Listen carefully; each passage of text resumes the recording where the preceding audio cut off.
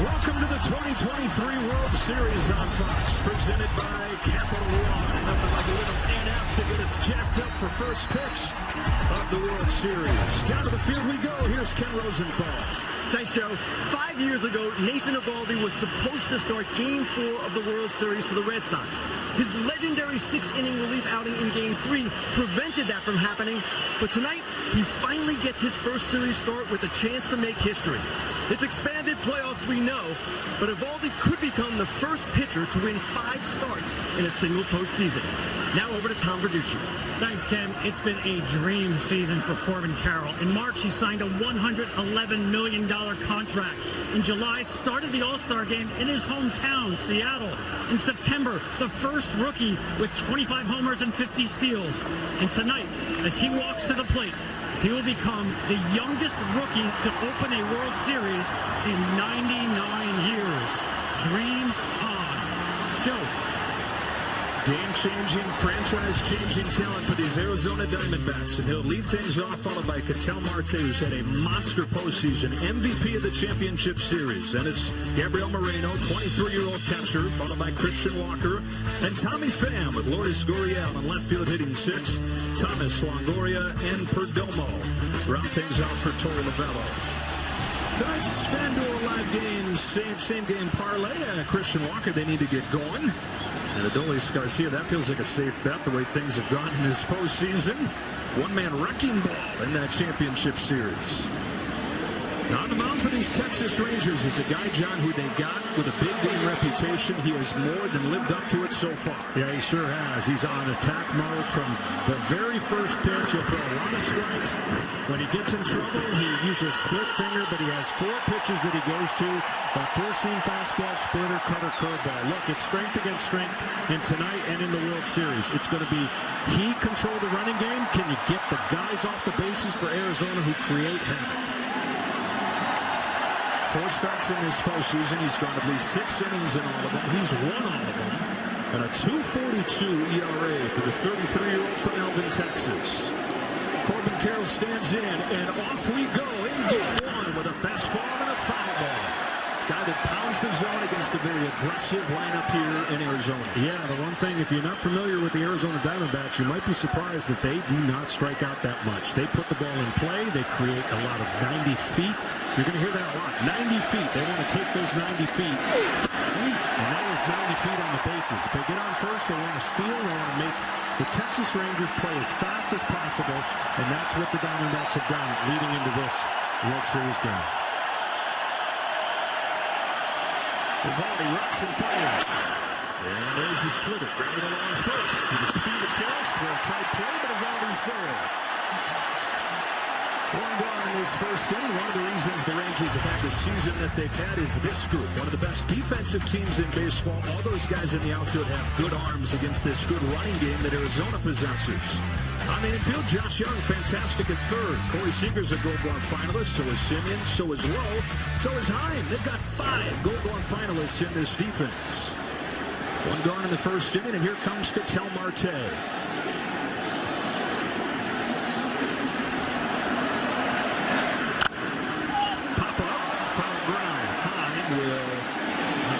How about the start to this postseason for Marte? I know that Carroll takes a lot of the headlines, but this guy feels like he's just as important. Yeah, he's been very good, as you see the average, and been very good against right-handed pitchers when it comes to strikeouts and walks. And he's got virtually the same, and that's a rarity in the game. But he is Mr. Clutch for them this year. On this 0 for Eovaldi, swings and misses. And it's 0-2. Marte started his postseason career on a 16-game hitting streak. And there's the splitter, and if it's going good, there's going to be a lot of swings and misses like this, even against a team that prides themselves at putting the ball in play. Look, there's so much to talk about in this World Series and these 2 matchups. This is going to be a really, really good and well-played World Series. Here's 0-2. It is a splitter taken away. First ball that Eovaldi's thrown. That splitter and that curveball, John, absolutely untouchable so far this postseason. He's had good feel for it, and rightfully so. When you get ahead of every hitter you're facing, you're on the attack, and you put the hitter on the big-time defense. Here's 1-2. It is hit down the line foul. just make no mistake about this. Neither team is scared. They've won heroic games on the road, and they feel comfortable on the road. And the Diamondbacks are here to show why these last 10 to 15 games is a new-look Diamondbacks. Another 1-2 taken low. Yeah, you know both these teams are fearless. If you didn't know it going into last weekend, you know it now. With both going on the road, down 3-2, and winning Game 6, winning Game 7. To tour the bell on the Diamondbacks, it's to get to their first World Series since they won it in 2001. Rangers here for the first time in 12 years. Try to win their first in franchise history. A 2-2. A ground to first and a couple plays right away for Nathaniel Lowe. The pitcher profile sponsored by Google Pencil. In his first season with the Rangers, he was excellent during the regular season. All-star for the first time, and he was hurt late in the season. They didn't know what they were going to get for him down the stretch because he struggled in September, but he's shown up in October and taken it to another level. Pre-All-Star, he was 10-3. Then you mentioned the injury, and it took him a while to get going. He didn't do any rehab starts. They may have wanted to do that over, but he is definitely locked in right now. Comes home to get that Moreno with a fastball 97, ball one. Well, this young man has come into his own. He is a very, very patient hitter, but one with big hits in the postseason. Latest of those, one Game 7. And you're right, his big hit after big hit. Just 23 years old. He's the guy they got in the winter from Toronto and made the team out of spring training because of an injury to Carson Kelly. He was elite defensively right away, but that bat has just gotten better and better to the point where suddenly he's the third hitter in the World Series. Yeah, he loves hitting ahead in the count, especially off of right-handed hitters. That's why he's patient, and he looks for his pitch to drive when he's ahead of the count. The only problem he gets from time to time is the breaking ball. You saw the breaking ball right there. He didn't expand the zone. That's crazy, though. In this postseason, 3 home runs all against breaking balls. Nasty spitter right there. 2-2.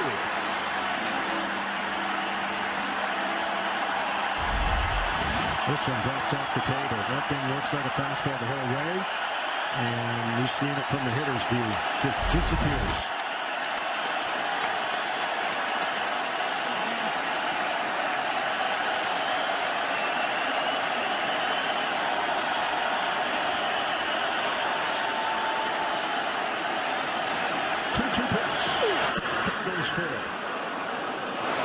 Already the slider has got some miles per hour added to it than the last game he pitched. So you know he's pumped up. 91 mile an hour on his slider.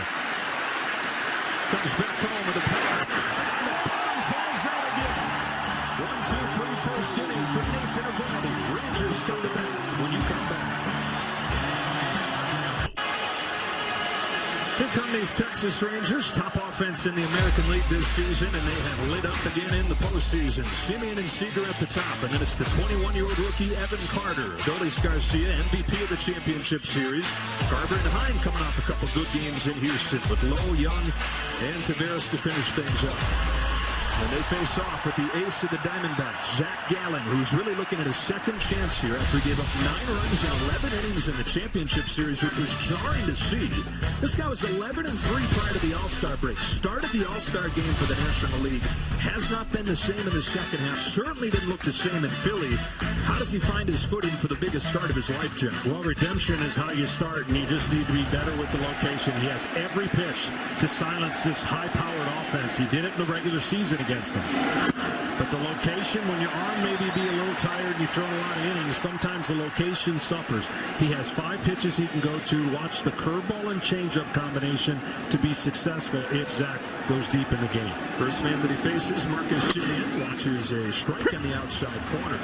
The Rangers were able to beat the Astros even though they didn't get hardly anything from Semien until the last game or two. 192 in this postseason for the guy that led the league in hits. On this one pitch, fouls it off 1-2. To face Semien, you've got to keep the ball away. If you make a mistake middle in, that's where his power is. He's a pull hitter and loves to pull the baseball. And you see Zach Gallen was a little frustrated with that cutter, missing in the middle of the zone. So he goes with on this 1-2. It's a change, and it's put softly to Perdomo at short for the first down. The Talk about the Rangers defense. The Diamondbacks defense excellent as well. This outfield can really run. The arm's not as good, but those guys can cover a lot of ground. So Perdomo make that play. Left side of the infield with the veteran Evan Longoria, Marte, and a Gold Glover and Walker at first. And a Gold Glove finalist in Gabriel Moreno behind the plate. One gone in this first inning, and here is the former World Series MVP, Corey Seager. Better than ever here in his second season in Texas. Takes high ball on. Well, for Zach Gallen and for Eovaldi, on their non-fastball pitches, they give up a lot of ground balls. So early on, we've seen 3 ground balls between the two of them to keep the infield busy. Would be a good thing for each team. Cuts that one inside. 2 He can elevate the fastball. He will do that against the Rangers. If you're going to beat the Rangers, you've got to have top of the fastball strike, and then your secondary stuff has to miss below the strike zone. And both are where Gallen's sweet spot is when he's right.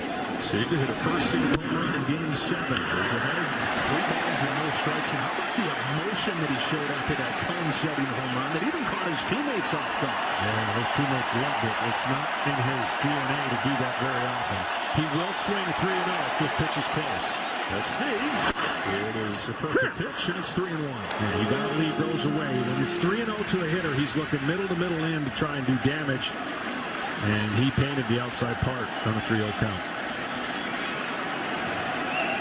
On this 3-1, Seager fouls it off his hands, and the count goes full. Corey Seager probably going to finish runner-up to Shohei Ohtani for American League MVP. You put the full picture together in this postseason. He's right behind Adolis Garcia, MVP for the Rangers this October. I would not be surprised to see a 3-2 changeup if he's got as good a feel on that pitch. He went to the curveball. And locked him.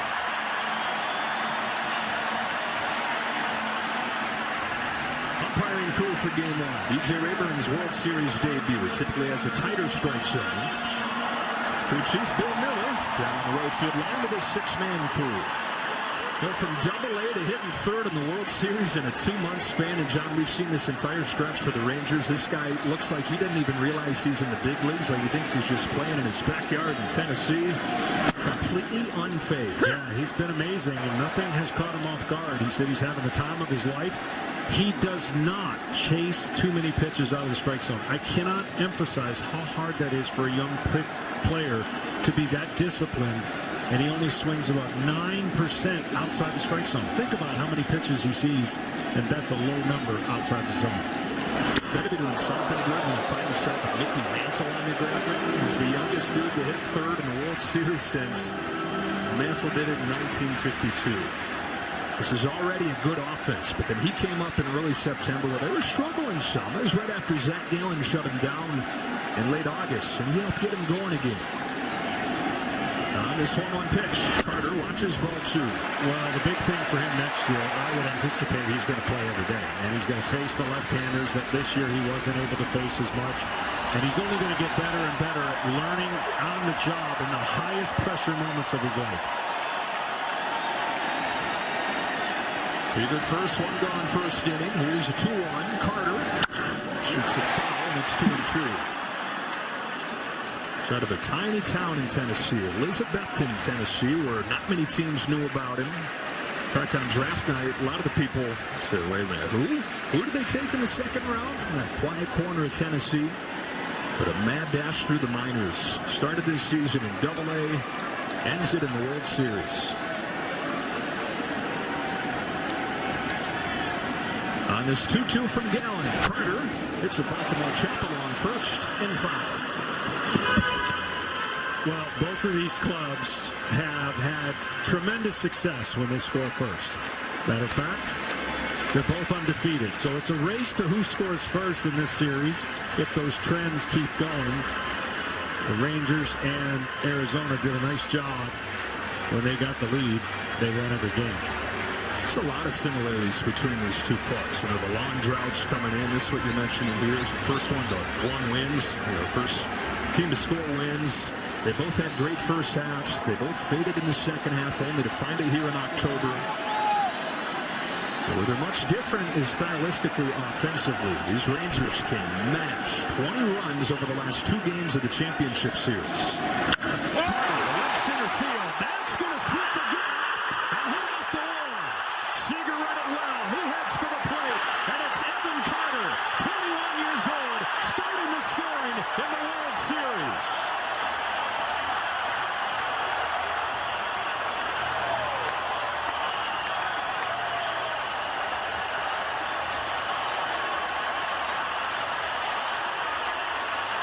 He's got such a simple approach. Watch how solid his hands are connected, and he gets the barrel of the bat and splits the gap. He doesn't have any wasted movement at the plate, and he's cool. I mean, he's so cool that this team is going to get to know him for a long time if he stays healthy. Now it's Adolis Garcia. I don't think it was possible for these fans to love Adolis Garcia any more than they already did. But no player has embraced the chaos and the intensity of the postseason quite like this guy, who is 1 RBI shy of the all-time postseason record.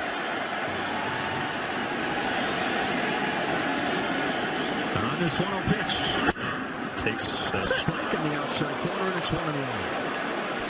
Must-see TV right here, John. Yeah, he is the one player, probably the highest emotional player for Texas by far, and boy, did they play off of it in the last 2 games on the road in Houston. Yeah, leading into the booing that he was hearing there.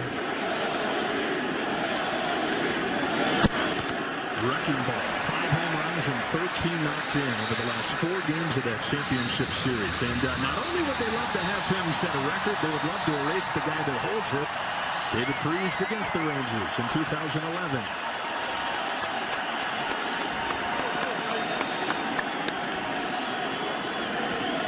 Running the bank on the Carter double. He's at second with 1 out. On this 2-1, Garcia takes ball 3. Well, early on, Gallon has been so good with 2 strikes. Lead-off batters and 2 strikes. Why is that important in the postseason? Because it takes a lot of stress off of you. And all 3 plate appearances so far going into this one had with 2 strikes. Of course, the big 2-strike double, and the Rangers have a lead. So if the trend continues, Gallon needs to make those 2-strike pitches like he did all year for the most part that made him dangerous. How hard is Adolis swinging here if he gets a pitch to hit? Yeah. Well, his manager doesn't want to see his first at-bat have huge swings, so he looks a little more locked in his first at-bat. Carter dancing off second. Gallon to Garcia with a 3-1 pitch. Lines right, base hit left field. Carter can fly. He heads home. It's 2-0 Texas.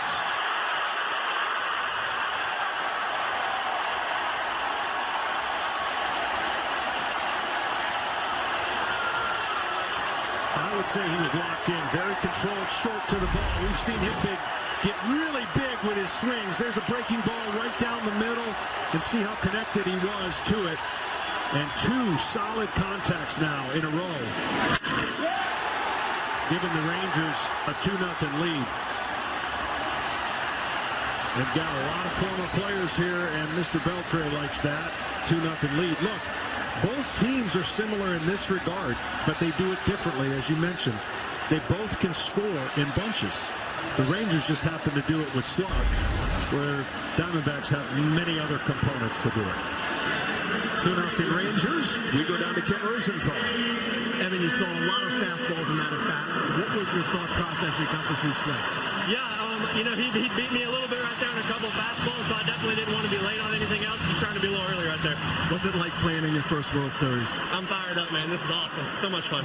Evan, thanks a lot. Joe, back to you. That's been what it's been like since the day he got called up in early September, folks. Here's Mitch Garner, and there's ball 1. Moreno keeps it in the area. All right, if you're Zach Gallen here, John, you get hit in the mouth, and you're coming off 2 bad outings. What do you do? Well, the one thing you can't do is press. And the other thing you have to remember is it's game 1 of the World Series, and you got to give your team some length. And you have to pitch some innings because you don't want to go to the bullpen that early. Even though it's a long series, game 1, if he goes 4 or 5 innings, that would be the mindset you got to have right now.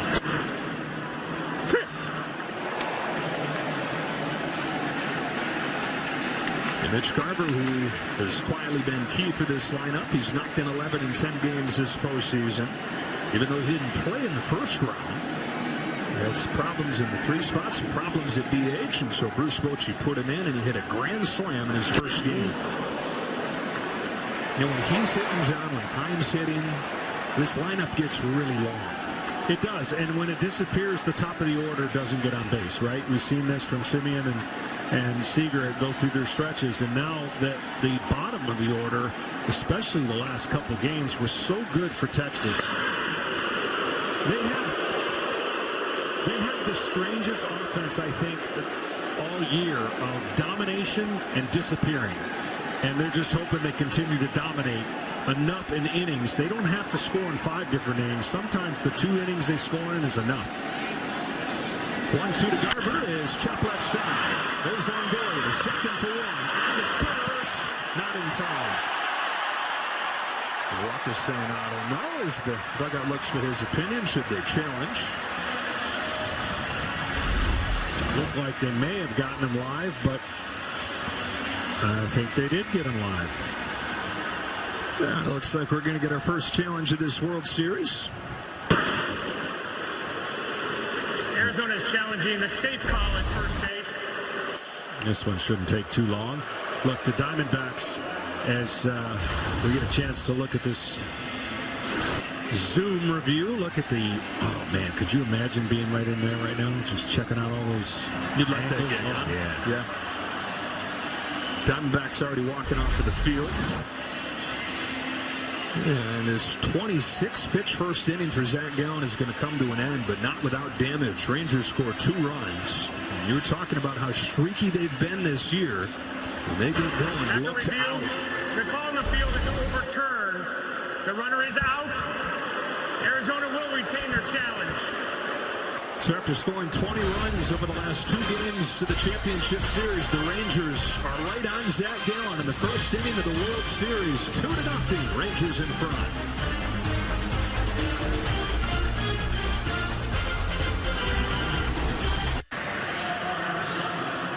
Well, T-Mobile wants you to win tickets to a game next season. Text PREDICT to 595959 by the start of the 3rd inning for a chance to up your game. Adolis Garcia knocks in his 21st run of the postseason, now tied for the all-time postseason record. And they've given Nathan Eovaldi an early 2-0 lead. Goes back to work. Christian Walker leads off, and if the Diamondbacks are going to be able to score with the Rangers in this series, John, they got to get Christian Walker going. Yeah, they really do. And every player, every team has a player or 2 that go through the funk. And the regular season wouldn't be that big deal, but the postseason, you need it to last a little shorter than what sometimes it goes through, and players go through it. And right now, Walker's going through it. This guy had 33 home runs during the regular season, drove in more than 100. 179, though, during the postseason. And 1 of his last 15.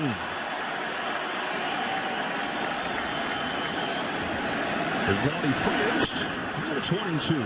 Curveball and sliders with 2 strikes. He's really expanded the zone. And can you get that day off and mechanics and working BP and get more in tune with what your regular season eye was?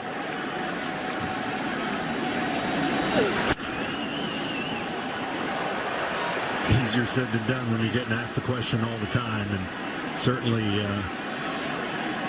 they're excited they're here, but they need Walker to hoist the trophy.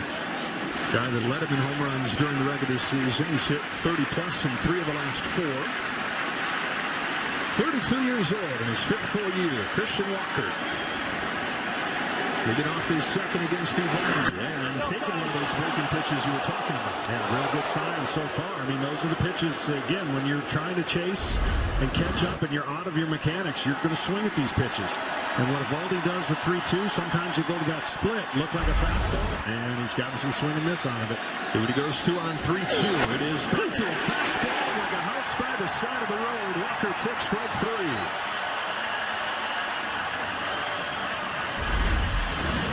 Well, this is just vintage Eovaldi.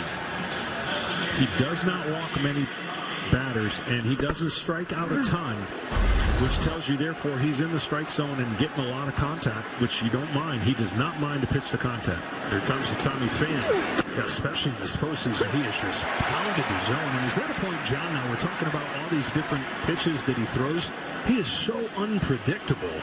I mean, one game, like last game, it was the fastball. He's leaned down the splitter a little bit here. Throws it right there, and again is ahead 0-2. But that's the beauty of having feel for your pitches, and he has feel for all three of his pitches that he could throw at any time and any count. But when you're pounding your fastball for strikes and the hitters are not taking you, not aggressively getting after you first pitch, that's what happens. Good morning, good afternoon, and good night. Third consecutive K for Eovaldi. He's a confident pitcher, to say the least, but some guys in the postseason allow their stuff to elevate. And I don't mean elevate as in height. I'm talking about velocity uptick, crispness on their secondary pitches. He's not afraid of the moment, and he's not afraid to fill up the strike zone. Those are two really kind of big criteria to have success, especially throughout the entire postseason. That dude we saw in the replay is not afraid of anything either. Getting Halloween started early, wherever that pink outfit was. Strike on Gurriel. Diamondbacks looking for their first base runner against Eovaldi. And they got a guy here who started to heat up towards the end of that championship series in Gurriel. 0-2. He's been 0-2 on 5 of the first 6 hitters. He does it. He was mad because he missed his location by a foot. But his velocity was so good that he got away with it. He was trying to pound the fastball in to set up what I believe would be a third consecutive strikeout on a split. Goes back up to the fastball. 10 career starts in the postseason for Eovaldi. His team 9-1 in those 10 starts. But as Kenny told you, his first World Series start here tonight. Home with another 0-2. Strikes out the side.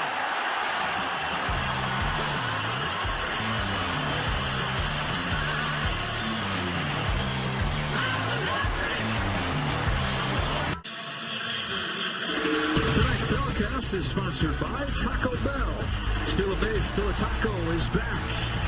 And we are back at Pokemon Field here in Arlington, Texas, where the Rangers didn't waste any time getting on the board. 2 runs in the first inning to get Gallen. And Jonah Heim to lead off the second.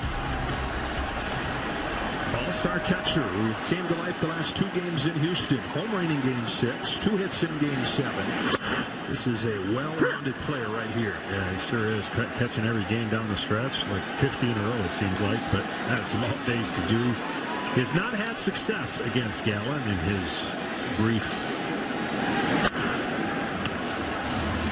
tangle with him. He's over with a lot of strikeouts. And Gallen, when he's on his low strike zone, that low fastball, they don't do anything against it. That brings in the changeup and the curveball.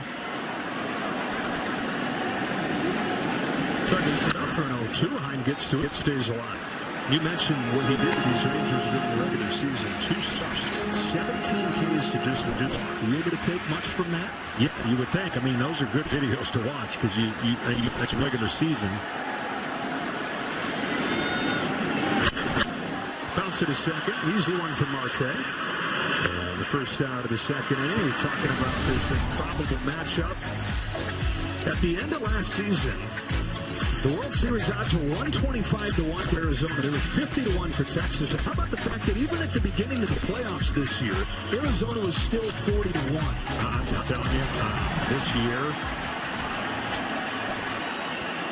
I'm just going to go on record and say it. If Arizona was on the World Series, it'll be the greatest. And that's including the American Mets, and I get it, but it'll be the greatest World Series championship from the most unlikely ways that they got here and did it. And to some degree, Texas will have that same path.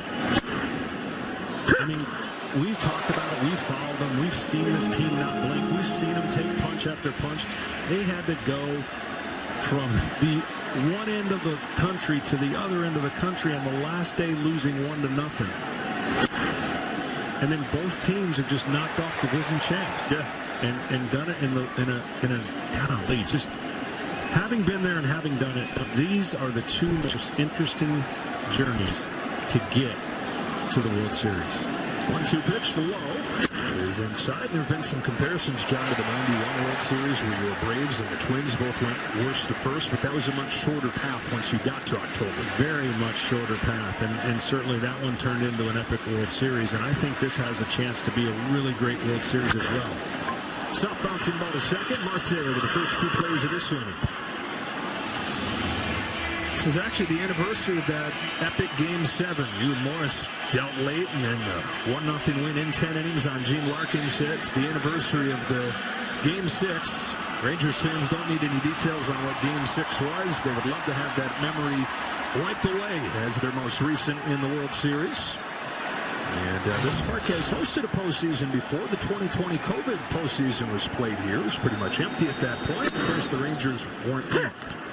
Here's the rookie, third baseman Josh Young, taking a strike. There's been a season of checking boxes for this guy. First opening day roster, first All-Star game. Now gets to play in his first World Series. And he's behind 0-2. Well, now you're seeing what Zach Gallen does when he is on his game. He moves the baseball around, changes speeds, and he doesn't miss his spots. Lately in the postseason, he has missed his spots. It has cost him. It will always cost pitchers at this time because the attention to detail is so heightened by everybody. Nobody takes an at-bat off, a pitch off. They're all locked in. And with Gallen especially, John, I mean, when he's right, fastball command of his pitches, that's his #1 quality. It is, and that's what got him off to a 10-1 start. I mean, you're talking about a guy that was trying to run away for the Cy Young, and certainly the last 2 starts have not been an indicator of that. And he's had a long season, pitched 210 innings, and trust me, he's grinding right now to figure that out mechanically to get locked back into the location. Another 0-2 Young, and is a good bomb to get him swinging, and he bounces back to the 2-run first with a 1-2-3 second. We're back after a word from your local Fox station.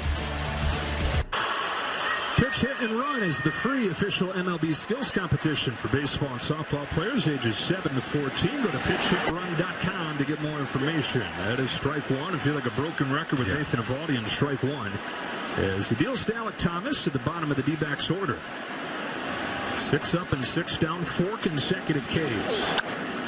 Down the line foul, again 0-2. Well, 0-2 is a theme. And speaking of which, this young man, he's a big part of why they're in the World Series. His clutch home run and the 4 home runs that he's able to hit. He takes a big swing. He's got some speed, covers a lot of ground in the outfield. He's one of the guys that you and I were talking before. You got to circle to keep off the bases.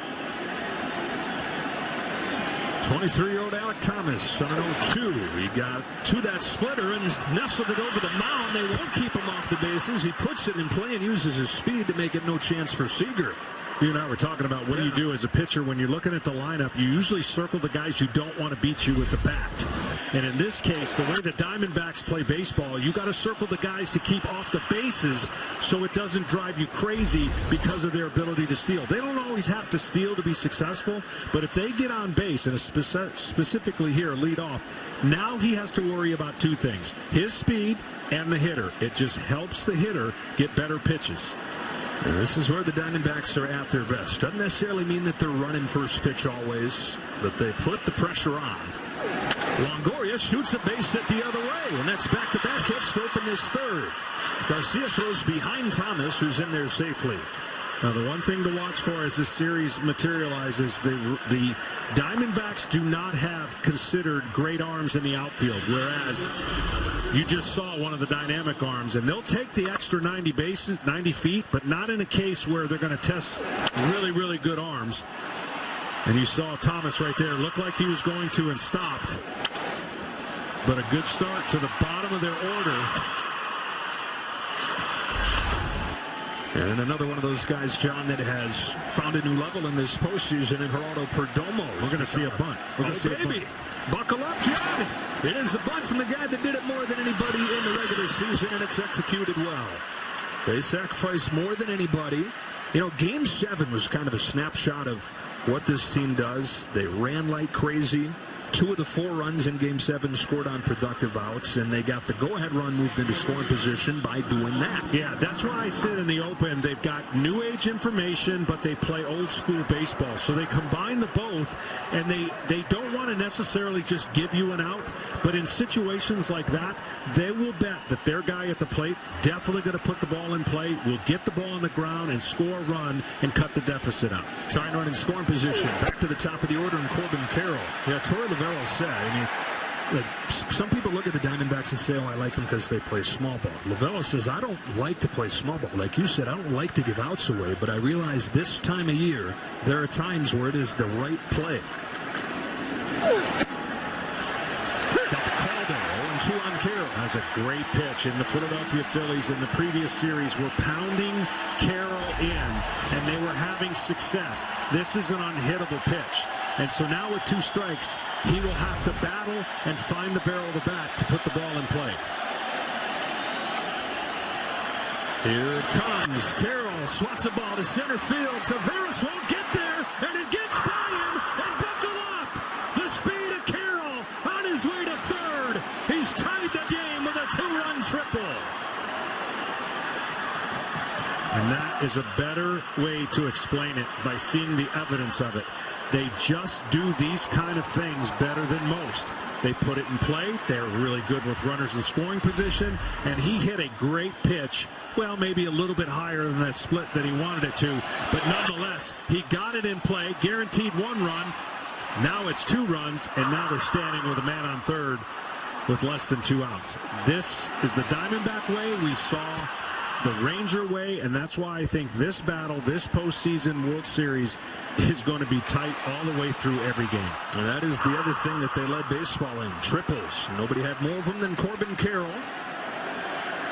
One of the things they started calling the Diamondbacks this summer was the answer backs. At first, it was anytime somebody would score against them, it seemed like the bottom half of the inning they'd have an answer. But then it became these comeback wins. They were 4th in the majors in comeback wins.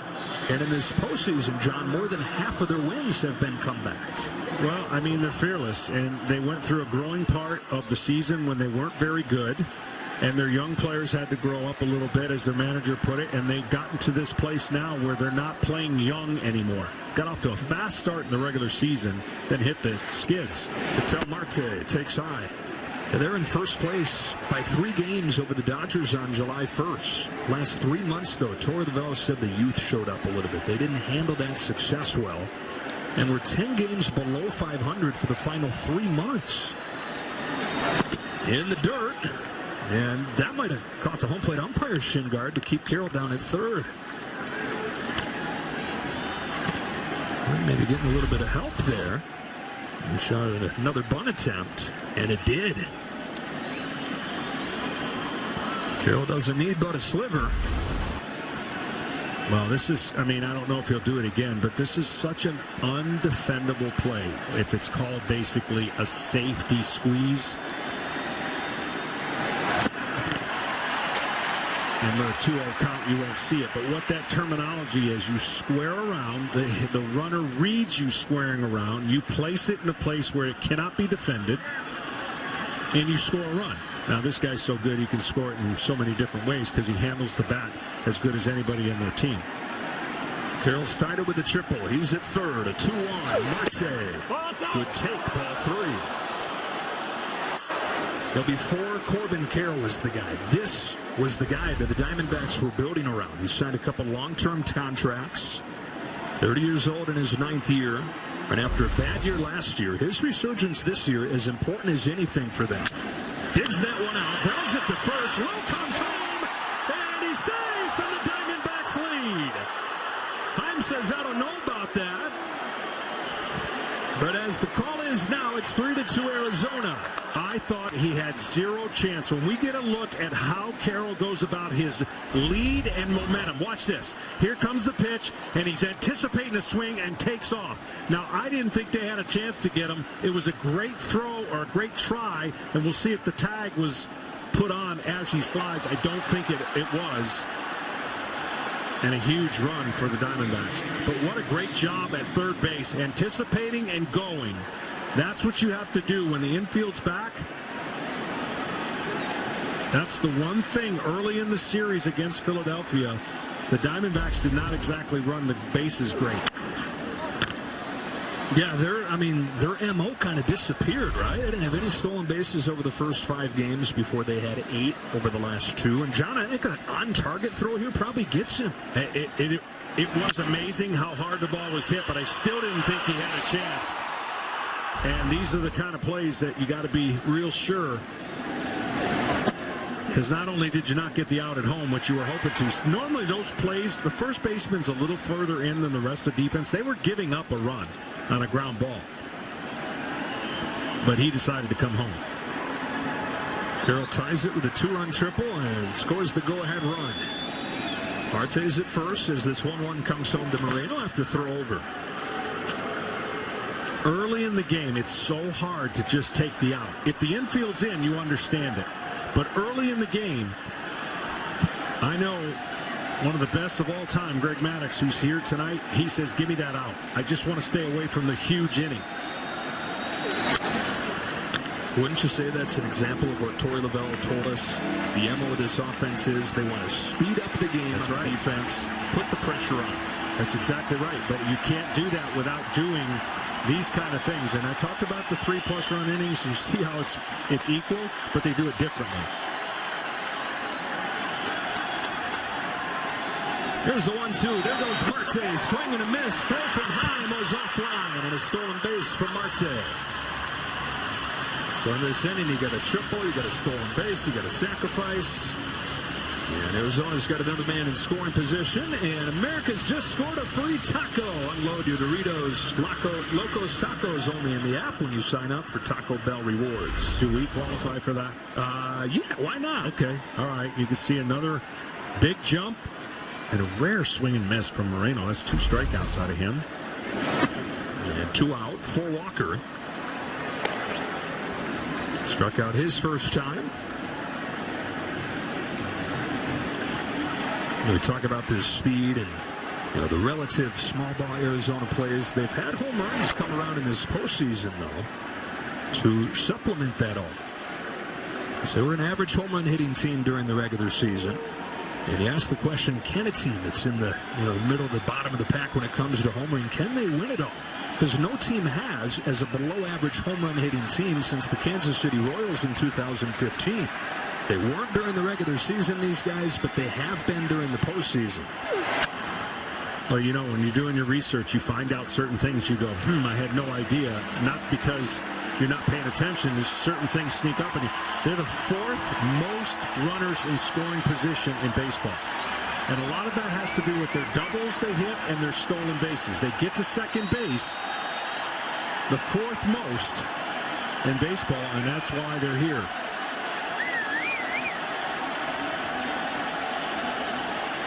One-two from Eovaldi. Christian Walker takes outside.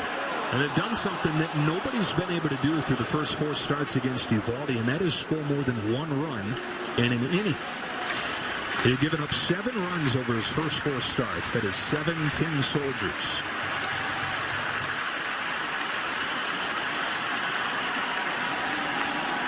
Now 2-2. Walker takes ball 3. And the other thing they've done is made Eovaldi really work hard. It started with the 7, 8, 9 of the order and nothing. 4 straight strikeouts leading into this inning. And all of a sudden, shock, and Arizona's got the lead. 23rd pitch of this inning is a payoff to the powerful Walker, and it's swung out and miss. He finished him off with a splitter. Arizona does what they've done all year. Little D-backs magic to take the lead in game 1. Bottom of the order tees it up. Top of the order takes advantage. It's 3-2 in game 1.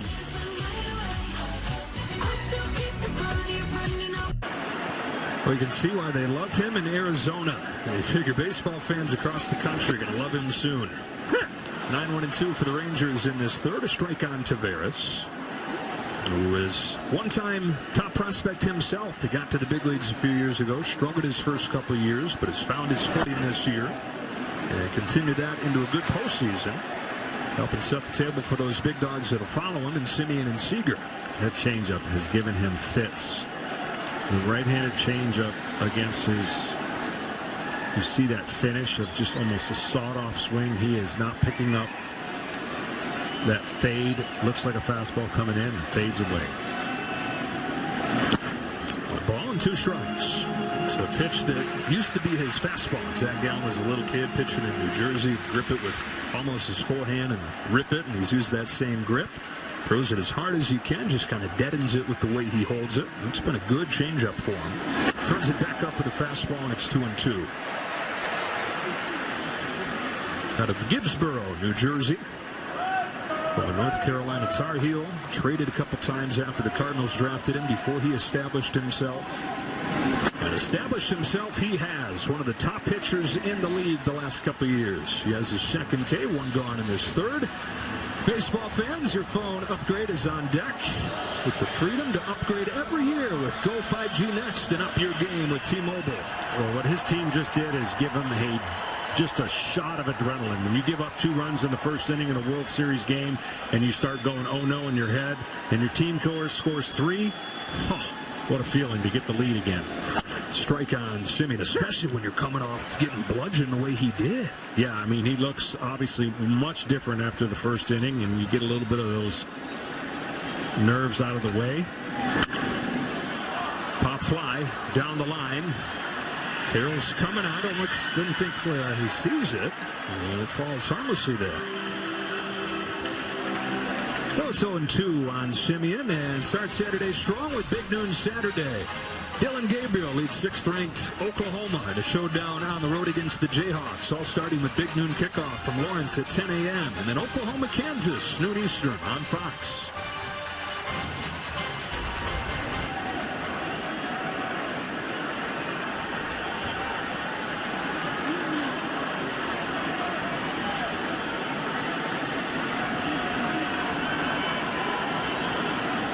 Two from Gallen to Simeon is outside, which is where everybody has pitched Marcus Simeon this postseason. Is a very pull-heavy hitter, and has not shown a willingness to adjust to that.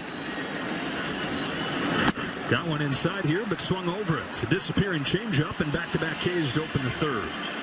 Well, this is the key for him. I said his curveball changeup, if it's working, it was going to be a great compliment against this offense. Early on, they attacked and got in some hittable counts, even though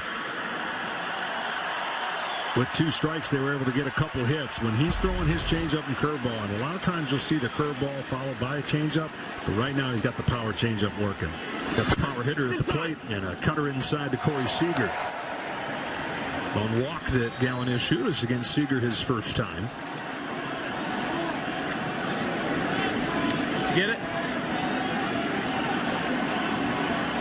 His piece of equipment there. Looks like we're all set. All the way to the back of that box. The hitting robot, baseball robot, Corey Seager. Another nasty changeup. 1 ball, 1 strike. There wasn't many swings and misses in the first inning, 0. And now they're getting a bunch of them. That's a good sign for Zach Gallen. They struck out 3 straight. Seager took this change, and it's 2-1. This guy's faced off a fair amount when Seager was with the Dodgers. Won an MVP of the World Series in this ballpark. 3-1. Seager at 400 in that World Series win for LA over Tampa Bay. He's taken it to another level with these Rangers this year. On this 3-1, Seager takes ball 4 in his second walk of the game. Let's go down to Tom Verducci. Yeah, adrenaline is a wonderful thing, and the World Series, Zach Gallen feeling it. That first inning averaging 95.5 of his fastball. By far, the highest first inning velo of the season, but cost him location. 3 pitches, fastballs to Evan Carter. Basically the same spot. You've seen him here now go more to his secondary pitches. Less 7 outs, all in his secondary stuff. Evan Carter, who you mentioned, takes first pitch changeup for a strike. I mean, I hear you talk about how the postseason is different. How do you harness that pulse, especially for a guy pitching in his first World Series game? Yeah, it's definitely different. I mean, some say getting to the World Series might be some of the toughest games you pitch, but now you know the whole world's watching. It's down to 2 teams, and especially for Zach, he wants to continue on this path because he feels like, I'm sure he let his team down, one of the top pitchers in the league, and he wants redemption, and he's got a chance now being up 3-2. Let's go over 1-1 to Carter, who punches it down the line. It finds a hole into left. Seager makes the turn, heads for third. Williams throws late, and Carter's into second. Rangers pushing the envelope on the bases. Second and third with 2 out. Well, that's what I said earlier on. They're going to challenge the arms of every outfielder that Arizona has. And when you see this live, you're like, uh-oh, I don't know if he's going to get there. But he was going the entire way. You don't want to make the third out at third ever. And Seager gets in there. That is a double for Carter, his second of his first World Series game. Tying run at third, go-ahead run at second. The man, the myth, the legend, the Adolis Garcia fouls off the first pitch. Picked up right where he left off in the championship series in his first World Series at-bat, tying David Freese for the most RBIs in a single postseason. 21 of them with a full series ahead still.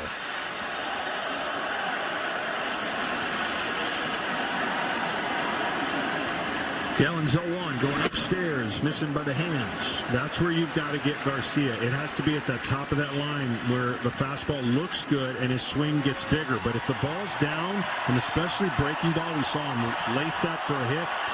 No park holds this guy when his swing is short. On this 1-1 pitch, Garcia bends back on ball 2.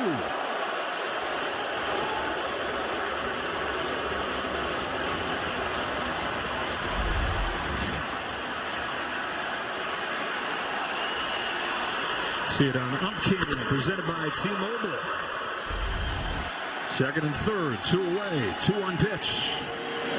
Garcia takes right down the middle. 2-2.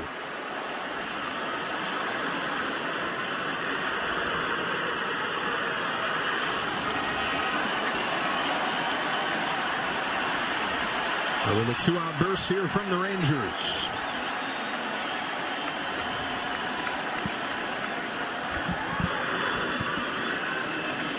Postseason crumbles some, launches others. It has launched this guy to a different level. Trying to come through yet again. A 2-2 pitch, and Garcia takes ball 3 to run the count 4. That's a great approach so far. The first 2 at-bats, he has not been anxious. He has not been jumping at the pitch. We saw a lot of that in the previous series. Of course, he was pretty amped up. And that's a pitch a lot of people swing and miss at in Zach Gallen. Garcia was 6 out of his last 7 on his payoff pitch. Watches ball 4 to load the bases. 3 straight 2-out base runners after Gallen struck out the first 2 of this inning. And here comes Mitch Garver. Now here's the interesting scenario here for Mitch Garver. Normally he's patient, especially early. We've seen him a couple times get aggressive on the first pitch. This would be the time if you see it in the middle of the zone, middle to end. But bases loaded now, 2 outs. A relatively easy inning going. Struck out the first 2 guys, and now the bases are loaded. And now a quick word from Capital One. We need a clutch hit. Derek Jeter. Hang in there, rookie. I mentioned it when he's up there the first time. Didn't play against Tampa Bay in the wild card round. Bruce Bochy puts him into the lineup for Game 2 of the division series, and a grand slam to crack that series open. Well, the only guy that has knocked in more runs this postseason for Texas is Garcia. Mitch Garver quietly doing his thing. Bases loaded, 3rd inning. Goes after the first pitch and fouls it back. Yeah, I'll tell you what, that was just a little bit lower, and that would have been maybe the second one. And Zach Gallen threw it right at the top of the zone.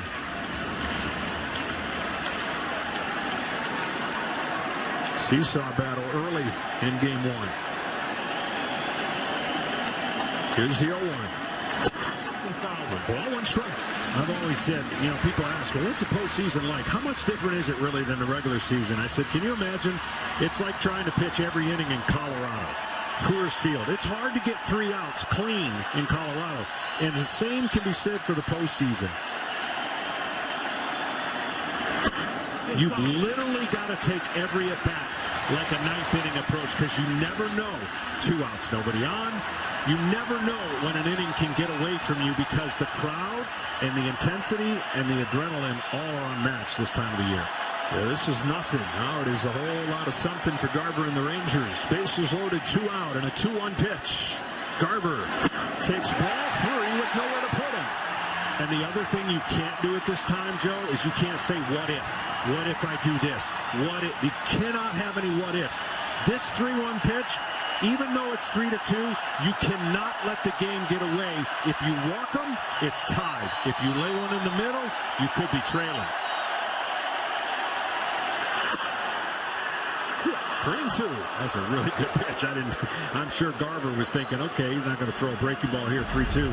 He sure did. And this thing started inside and then ended up at the top. He's thinking, okay, I got a fastball, and then I didn't. What's that tell you about where he's going here? Man, gutsy pitch, secondary again. 3-2. Fastball, and it's fouled straight back.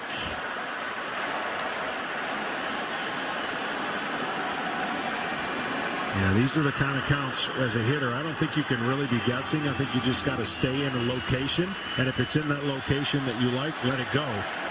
But if you're guessing, you could be caught looking if you get the wrong pitch. Critical spot in game 1. 3-2 to Garver is fouled again. Rangers got 2 runs in the first inning against Gallen. Diamondbacks responded, taking the lead in the top of this inning with 3. And that pitch count is already at 68 for Gallen. Wow, and those last 15 were after he struck out, the first 2 guys. 8 of them to Garver. Tries again. And walks him to tie the game.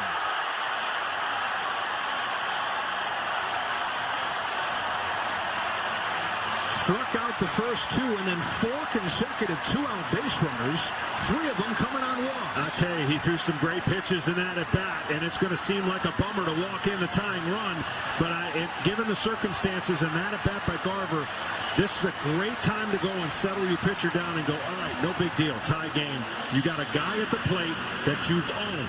Make pitches. Let's get out of this inning tied and let our offense go to work again. The guy that he's owned is Jonah Heim, who grounded out softly his first time, is now 0 for 9. 6 Ks against Gallen. Damage done, though, in that the Rangers have rallied with 2 out to tie the game.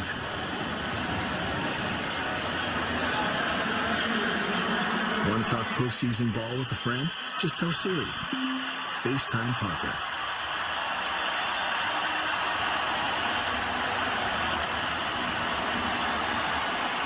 Three in the third.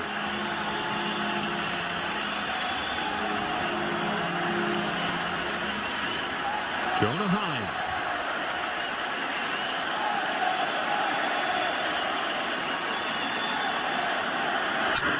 Strike 1. The one thing that why I set that up like that, because if you walk in, you've got a free swinger coming up. So you know the guy's wanting to swing, so you have more room for error with bases loaded than a guy who is super disciplined, as we saw in Garver, and patient. Bullpen getting going. Joe Manaply warming. Rangers are hoping it's too late. Fly to center field, but no big deal for Corbin Carroll. It's a 2-out rally for the Rangers to tie this game at 3. Gallen limits the damage to 1. We're talking about the Arizona Diamondbacks and their different style offensively. They have not been a great home run hitting team, but what they've done is run the bases really aggressively. Second in the majors in stolen bases. Second in the majors at taking extra bases. We said they lead the majors in sack bunts. The home runs have showed up to supplement all that during the postseason. And they've become the first team ever with a triple, stolen base, and a sacrifice bunt in 1 inning in a World Series game. And that third, doing it their own way. Tommy Pham leads off a tie game in the 4th and takes a ball from Nathan Eovaldi. Well, you know what's amazing, and we talk about how they've single-handedly taken one of the rule changes and become the best at it. And what I mean by that is stolen bases on the bases when they're on. Oh, here's a shot to left field by Pham. It's way back there, and Tommy Pham puts the D-backs in front. Speaking of the supplementum with a long ball, it's a leadoff shot here in the 4th for Pham, and it's 4-3 Arizona.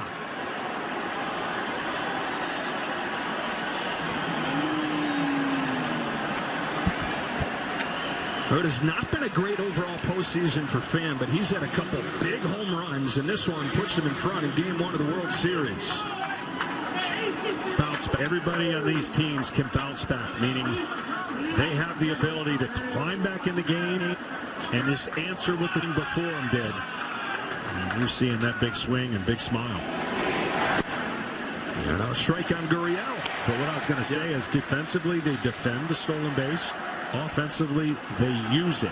And they use it in times and places that get them obviously back into games and win baseball games.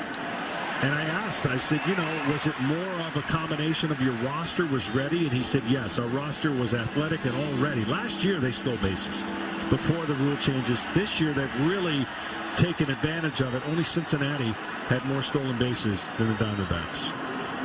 Torre Lavelle says it's all about pressure. How do we put pressure on the other team? Gurriel chops one to short for Corey Seager. And the first out of the fourth. One way to do it is to hit the ball out of the park. Tommy Pham does. Yeah, he saw that right middle in and knew it right away.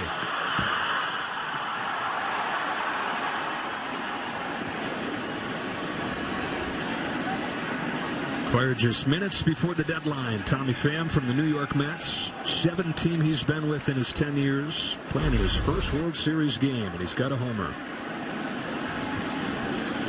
One away in the fourth. Alec Thomas takes a ball, and we check in with Tom Verducci. Thanks, Joe. Tommy, we saw small ball last inning. That was decidedly not small ball. 1-0 count. Tell me about the approach. That's our game, though. Small ball. You know, moving guys over, then getting them in. I tried to do it against the Dodgers. It didn't work, so I'm going to stick to the long ball approach. What's the approach against Evaldi in that at bat? Don't strike out. You know, I mean, Evaldi's my guy, man. We played together last year. He's a great guy, warrior. He's the kind of guy that you want to play with. And he just left me a good pitch to hit. Thanks so much, Tommy. Thank you. Thank you, Joe. All right, Tom. And Tom. 2-1 to Thomas. Jeez, Tom's all over the place. 2-2. And Tommy Pham, a guy that they've inserted right into the middle of that lineup. This youthful exuberance of a lineup, and then you've got the intensity and the edge of Pham that they've brought over. And the hair of Gurriel. He walks right into the shower talking about being serious. Thomas stays alive at 2-2. There was a stretch down where he was carrying this offense when he first came over, then went into a lull in September. He got benched in the championship series, came back the next game and gave him the lead with a solo shot early on. And a career full of responding and doing things they say he can't. Let's bounce past Evaldi. Thomas already has one infield hit. Nearly got a second, but a nifty play there by Lowe. Well, the D-backs have drafted and developed and traded for their roster to be where it's at right now. And the development took a little while, and they knew, okay, it's a matter of time. And in that period where it didn't go well, it showed their age. But they made it through it. And in the last, I don't know, I think when it turned, when they swept the Cubs in Chicago, flipped the script on the playoff standings, and they've been taken off ever since.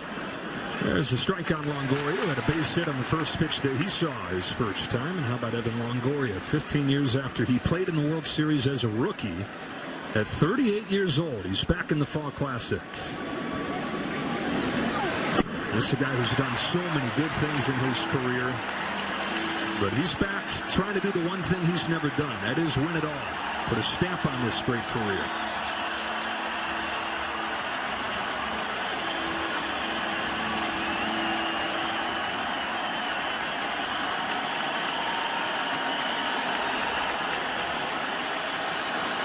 The 0-2. Look out by the hands. What do you think about it? They went 5-0 when they went to go play the Phillies and got punched hard the first 2 games. And everybody around baseball like, man, this is a mismatch. Won 2 epic games at home, lost the 3rd game.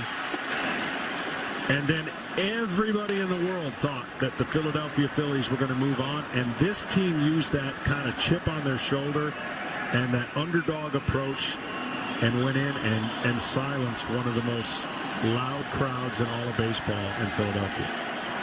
Here's the 2-2, and there is strike 3 on a generous outside corner from DJ Rayburn. Tommy Pham's home run has Arizona back in front in Game 1. The Six Flags is just down the street here, but these Rangers have been on their own roller coaster ride this season. They were in first place for most of the year until they lost 16 of 20 during the final month, only to recover and win 6 straight, get back into first, but then they lose on the last day of the season to lose the division that they had led all year. They got to fly across the country to play in Tampa Bay in the wild card round. They win there. They go up and beat the 1-seed Orioles and then rally from down 3-2 to beat the Astros. And this improbable run has continued to their first World Series trip in 12 years. The steadying hand of that guy there, Bruce Bochy, after 3 years away from the game, back in his first season as the manager of the Rangers, looking for his 4th ring. Nathaniel Lowe leads off this inning and fouls off Zach Gallen's first pitch. Well, I'm pretty sure Bruce Bochy, he may have one time long ago rode a roller coaster, but he doesn't ride one as a manager. And that's what the players talked about. They said when we stunk, he was the same. When we were great, he was the same.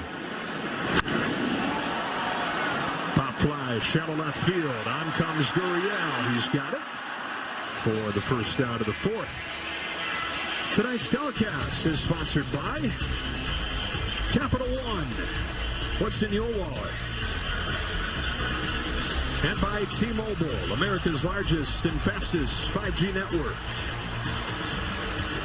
Bochy is managing his 90th postseason game tonight. He's won 14 of the last 15 series that he's managed in.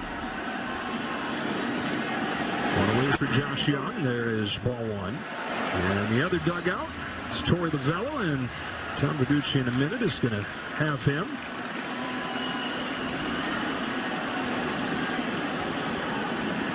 Gallen brings the 1-0 to Young.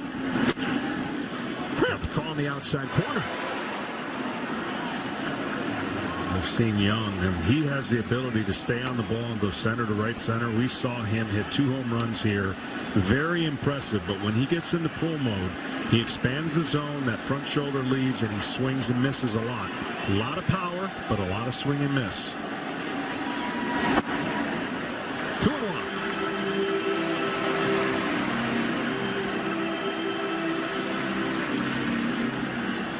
Zach Gallen's been on a little bit of a roller coaster ride of his own in this game. His 2-1 pitch is swung to right field. Base hit Young.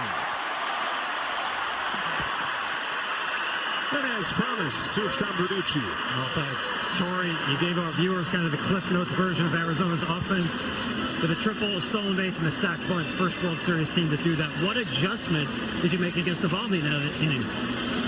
I just feel like we had a good plan. Some guys were using the whole field.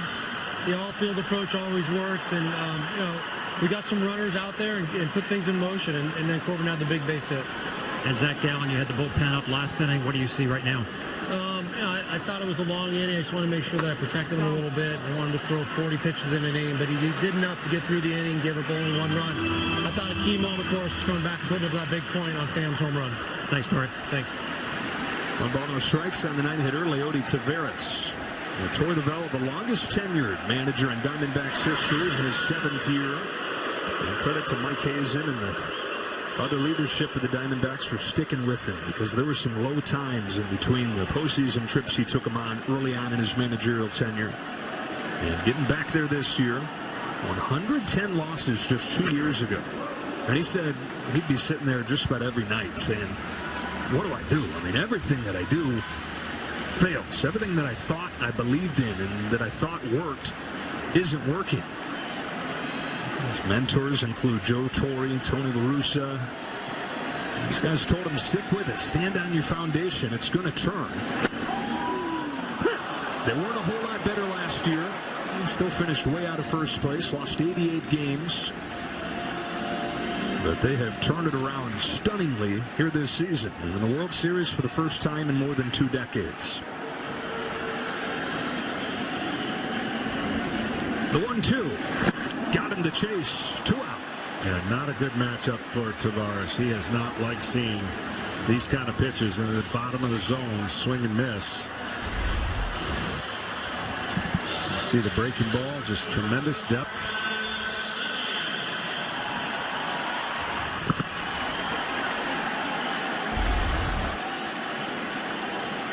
Runner at first, 2 out. Back to the top of the order, Marcus Semien.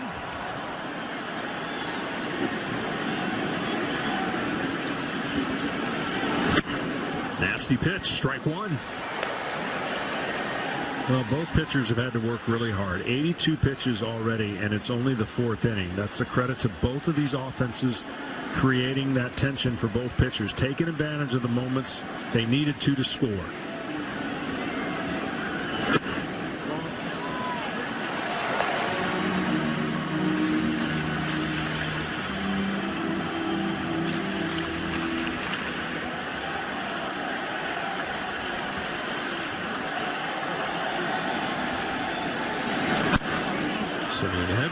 And I said after that big inning of pitches that if he could go 4 or 5 innings, that would be a win for the Diamondbacks. I mean, literally would help that bullpen and not really stress from the first game on. The bullpen that's going to have to be used every single game, obviously.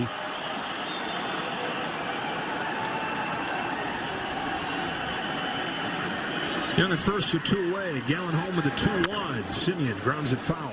And that bullpen has been excellent really the last 2 months, but at this point it's kind of the big 3 and everybody else. Part of the equation has been getting it to those guys. Thompson, Ginkel, and Seawald. This pitch count already at 85 for Gallen here in the 4th. A little bit longer bridge tonight.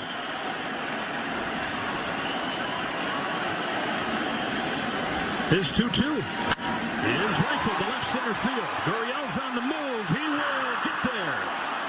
Covers a lot of ground to take it away and finish off this inning.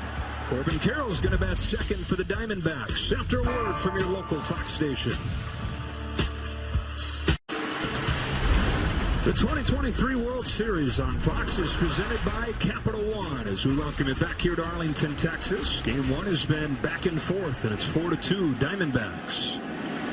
On to the 5th, Nathan Eovaldi to the 9-hitter, Geraldo Perdomo with a strike. In 118 years of the World Series prior to this one, only 4 teams had made it 2 years removed from losing 100 games. And this year, both these teams can say they did that. Arizona was 110 2 years ago. Texas 102. And then both were way out of first place last year even. They've defied the odds all season, especially during this postseason run.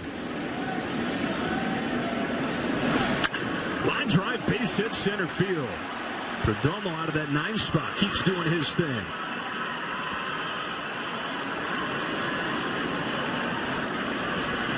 So leadoff man on, Carroll coming up, and we go down to Ken Rosenthal. Joe, Corbin Carroll woke up the morning of the 2019 draft thinking the Rangers were the best bet to take him. He knew some people in the organization. The Rangers had narrowed their choices at number 9 overall to 3 players: Carroll, Josh Young, and Alek Manoah. He took Young. Manoah went to the Blue Jays at number 11. Carroll to the Diamondbacks at 16. That was in 2019, and then he played in less than a full season of minor league games before he got to the big leagues. Didn't play in 2020 with no minor league season. In the 7th game of 2021, he blew out his shoulder on a home run swing. And so Carroll didn't even play a full pro season until last year when he started in Double-A, finished it in the big leagues. And it was really his arrival that jolted these Diamondbacks back into contention.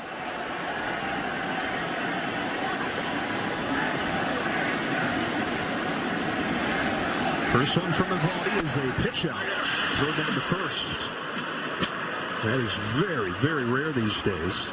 I've seen 2 things that are rare: a bunt and a pitch out, and that's what the Diamondbacks do to you. They force you to think ahead and think about what you're possibly doing. And the Rangers were trying to steal a pitch away that's called a pitch out to throw him out at second if they thought he was stealing. I mean, just the threat of speed can bother you. Absolutely. And you're going to see that throughout this series. It won't happen every game. It's not like every player that gets on base is going to steal, but the thought of it is in the mind of Eovaldi, and now the hitter just becomes better, and he's already a great hitter having a player standing at first base. And now 3-0 on Carroll.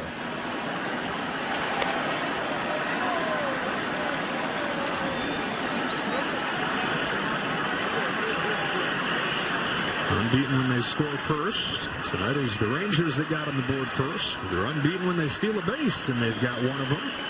Ketel Marte earlier. More than likely right here, the runner will be going because they know the guy at the plate has good barrel to ball skills of the ball in the zone and won't expand it too much. And of course, they've got speed at first. It's the ultimate situation for the D-backs.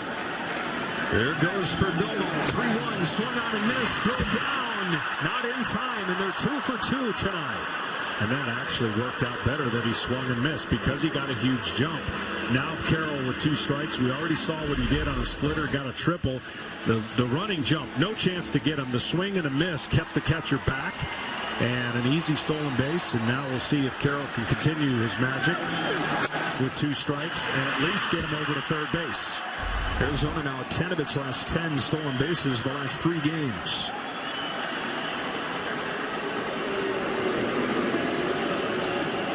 The one thing that Carroll does so well, talking to Brian McCann, his front elbow gets set, and it's set early, and it's the mechanism that allows that barrel to get to the bat through the zone as quick as it does. He sets that elbow, and he lets it fly.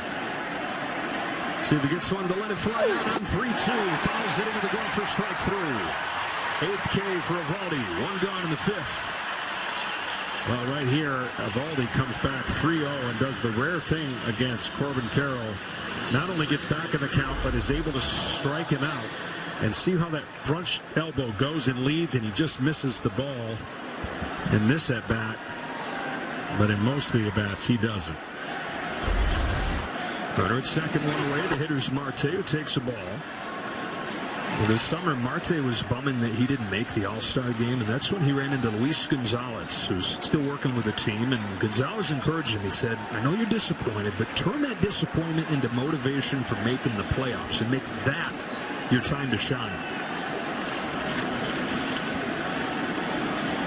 He got into the playoffs, of course, and he has shined in a big way. And the brightest moment was the first Arizona walk-off in the playoffs since Gonzo's game winner. Game 7 against Rivera.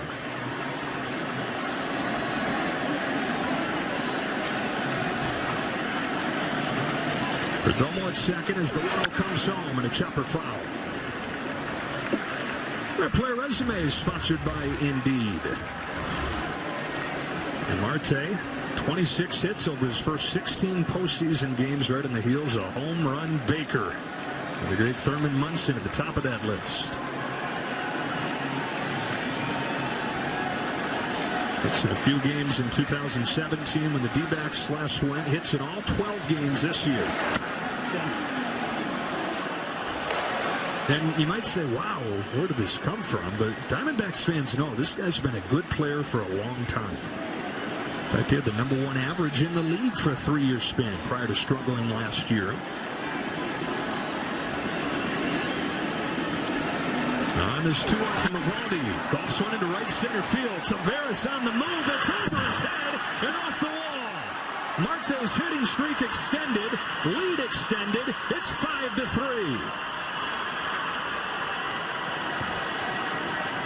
Well, I know there's so much talk about lineup construction, but I really believe he's the perfect #2 hitter. The switch hitter that can do everything and do it well. And, of course, from the left side, he just picks on a breaking ball that just hangs in the middle of the plate and explodes on it for an easy double. And if any more bobble would have happened right here, it would have been a triple.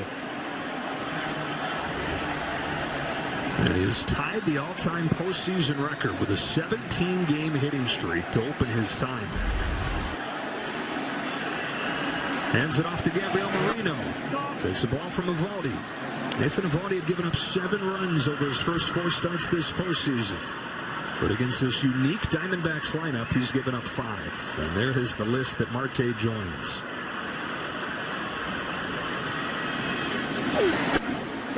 2-0. What have the Diamondbacks been able to do that nobody else has against them? They've grinded out. Early on, it was 0-2, 0-2, 0-2, and they took their medicine, and certainly they weren't touching him.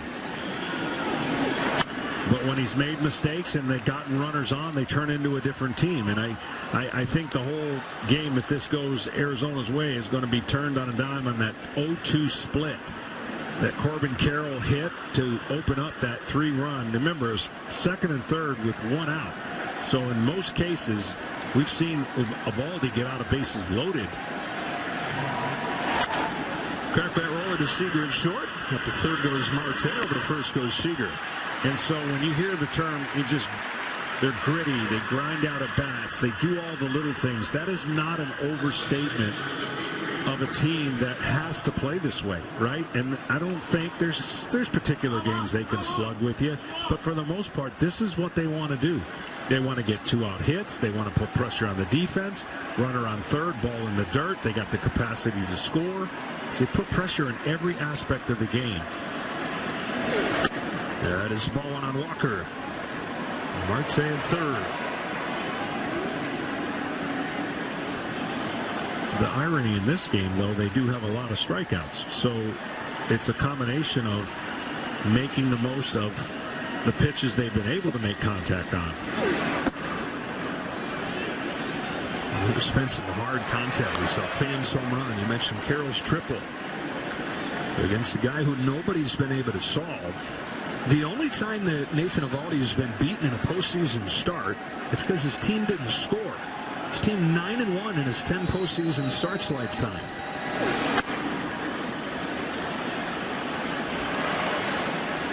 Yeah, this could end up being his last batter here. He's obviously made different pitches and gotten behind in the count in this particular inning.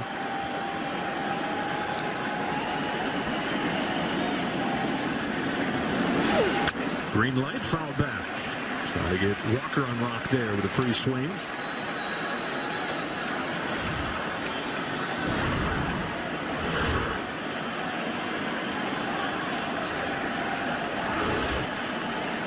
And Dunning ready to go down in that bullpen for Bruce Bochy. Runner at third, 2 out, and a 3-1. Walker takes ball 4. First walk issued by Eovaldi, and that's going to be the last batter that he faces. The sure thing for these Rangers in this postseason, as the offense has been good but kind of hit or miss, has been the top 2 in the rotation in Eovaldi and Montgomery. Not tonight, though. Arizona gets to Eovaldi. They've already scored 5. They've got him at first and third with 2 gone as he leaves the game in the 5th.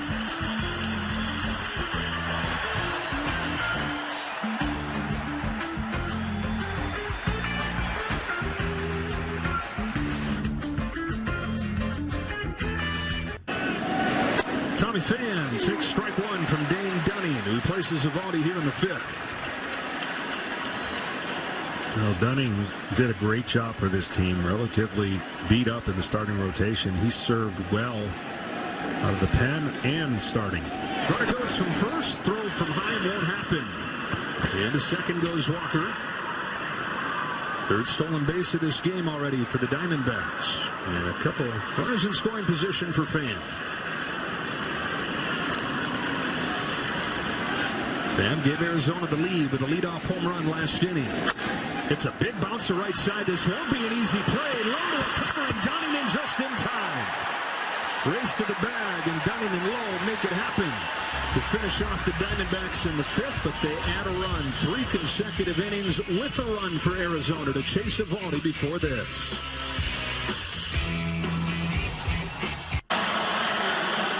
Customize your home feed with your favorite postseason team. Watch daily recaps, get personalized stats, highlights, and news every day, all on the MLB app. Download it today.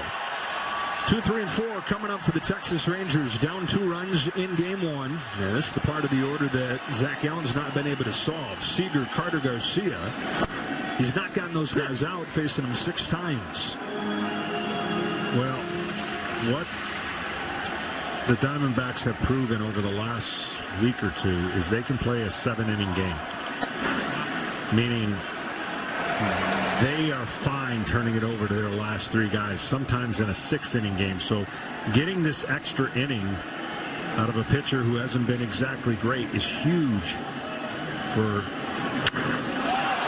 That's a bullet foul for the Rangers to get back and not fall into a. They're going to have a tough time if it's late and they're trailing, based on the way the Diamondbacks bullpen's been. Arizona has led 9 games in this postseason. They've won all 9 of those. Corey Seager leads off the 5th. And grounds this one soft at first, and an easy one for Christian Walker.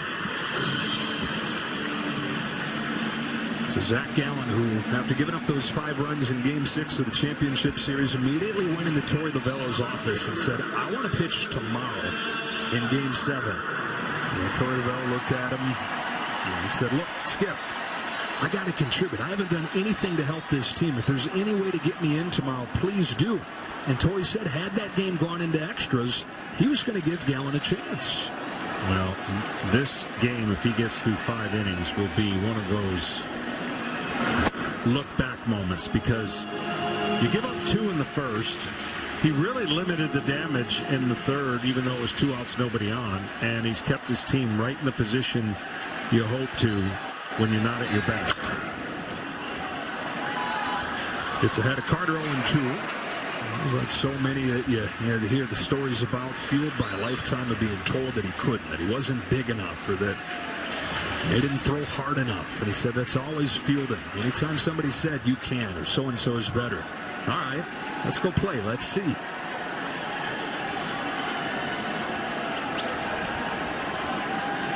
'28-year-old from New Jersey, home with an 0-2, and it's raked foul.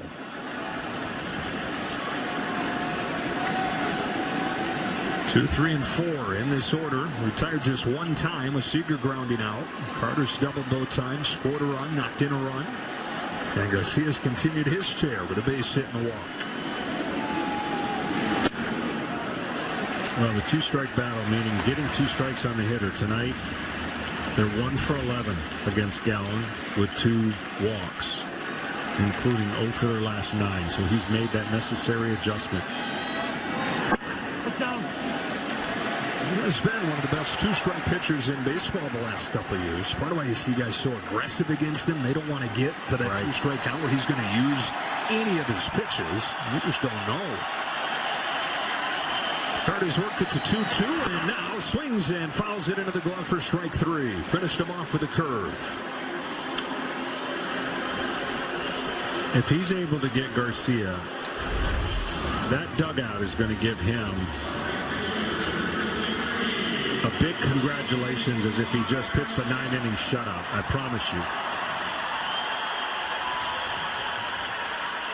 And the pitching coach, Brent Strom. First one to Garcia is swung on and missed. That fastball rides past the swing.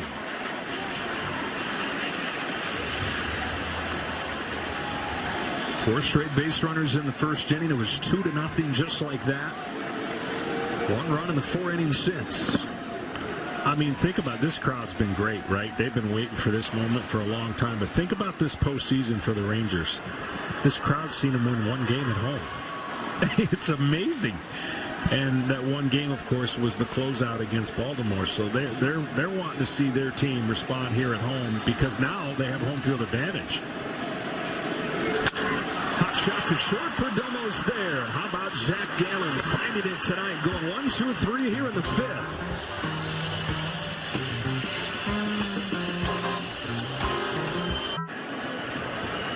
Back here in Arlington on our drone cam presented by T-Mobile inside this massive ballpark. Lit up for the postseason as Gurriel shoots the first one from Dane Dunning foul.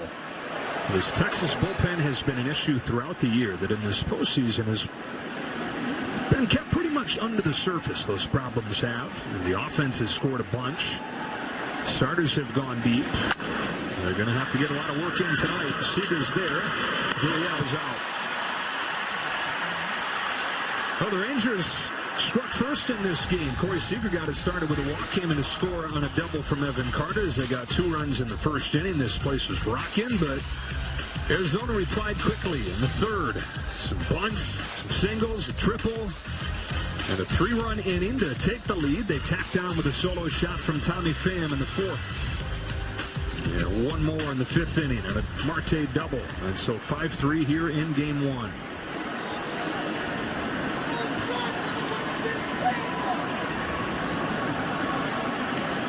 on Thomas. Takes the ball. Yeah, if there's ever been if you could put a gauge, a monitor on the confidence growing in a team, this team would be number one. I mean, again, they had to play the Astros the last weekend of the series, got swept, but it really set them up for a better path. They ended up going to Milwaukee, winning those 2 games, and then the surprise of all surprises was the Dodgers. I think that is the single moment that injected the confidence they needed to go all the way. I don't think once they beat the Dodgers, they felt like they could lose to anybody. Change up, rolled up the middle. Backhand Simeon springs to his feet and throws late. With Thomas's speed, he has his second infield hit.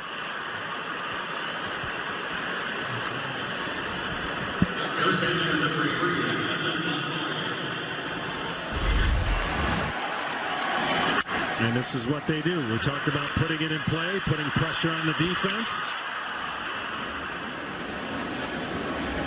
using their speed. Now, to your point, John, Torey Lovullo was saying there was a time when this team thought they were good, but they hoped that they would win the big games against the good teams. It's no longer hoping. They now believe. And why wouldn't you? And he said he had to take a more active role as a manager in communicating and talking to his players, because no Goldschmidt, none of the players that he had before, and it worked for him. And speaking into the team and getting them back locked in and not feeling sorry for themselves when they were going bad.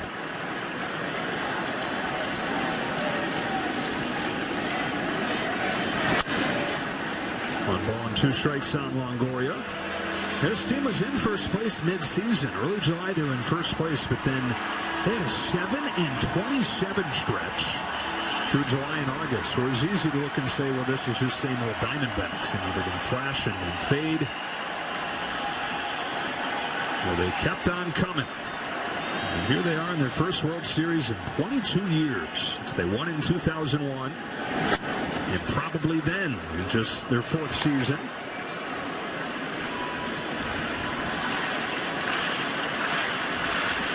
'84-78, last team in. All you got to do these days, though, is get in. And baseball's crazy. Thomas at first, one away, and Dunning will check on him.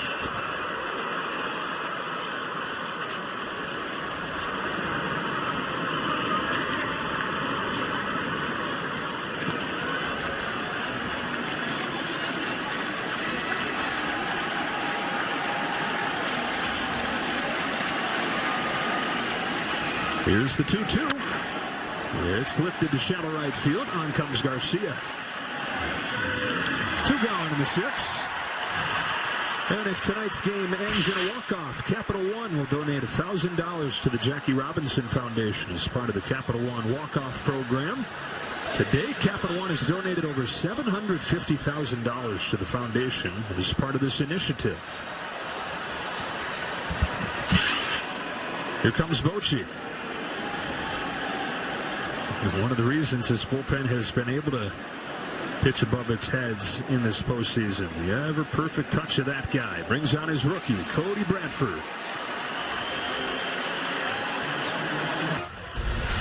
We'll be back here on Fox for Game 2 of the World Series tomorrow night. Diamondbacks and Rangers. Coverage starts at 7 Eastern, 4 Pacific on Fox. Jordan Montgomery for the Rangers. Merrill Kelly for the Diamondbacks. Bradford's on for Geraldo Perdomo. Switch hitter over to his weaker side and pops it back out of play. Arizona with a 5-3 lead here in Game 1. As they now face off with the rookie Bradford, who has been really impressive in this postseason for Bruce Bochy. Yeah, he likes him a lot. He likes his inner motor and his ability to get in on right-handers. And thinks he's going to be a really, really good pitcher for him, obviously, in the future. Thomas at first, 2 out. He got really one of the last spots on the roster going into the division series, and then was huge in one of the games in Baltimore, going 3+ scoreless innings after a season where he was back and forth between the big leagues and AAA. First time he's worked out of the bullpen since he was a freshman at Baylor. On a strike on Perdomo.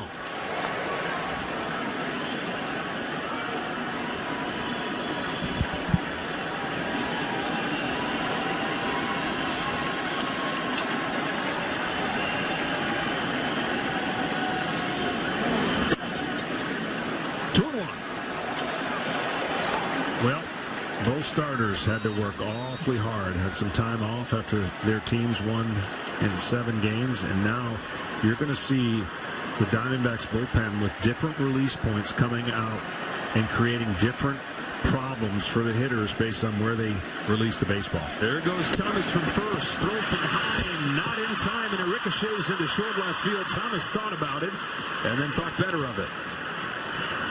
4th stolen base of game 1.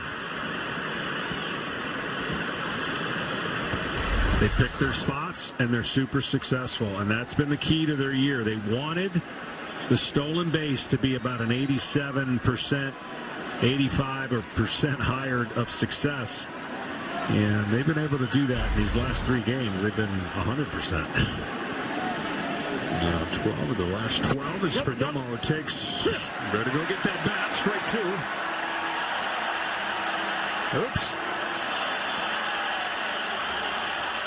He might have to use his timeout.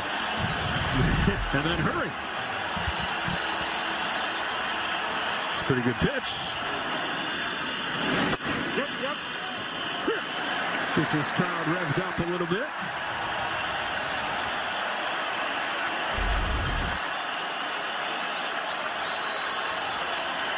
Perdomo is looking for a 4th consecutive multi-hit game.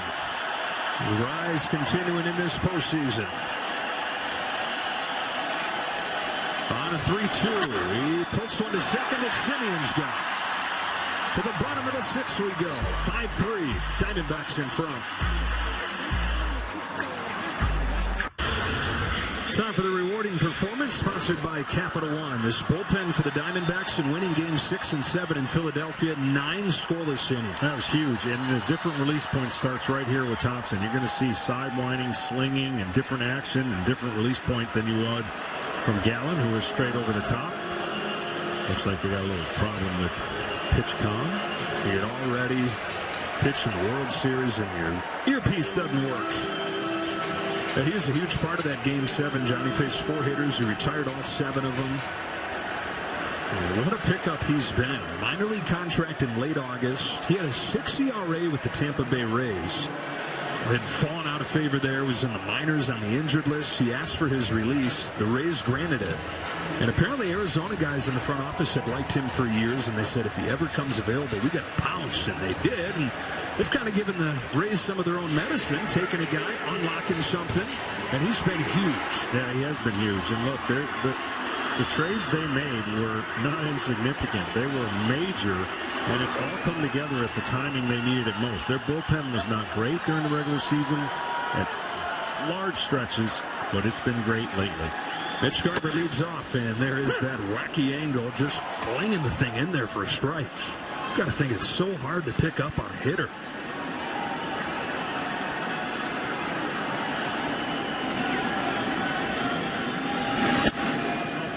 Ball, 1 strike. This is a bullpen that for years has been the biggest issue for the Diamondbacks. In fact, the previous 2 years, they blew more than 80 saves. It was more than any pen had ever blown in a 2-year span. Bouncing ball to Perdomo. 1 gone in the 6th. And it was bad for a lot of this year. This bullpen at this point, completely unrecognizable from the beginning of the season. You know, these big 3 we're talking about. And then you throw in the rookie and South Frank. None of these guys have been here all year. We told you Thompson's story. Ginkle spent some time in AAA this year. Sewald, they got in a trade at the deadline.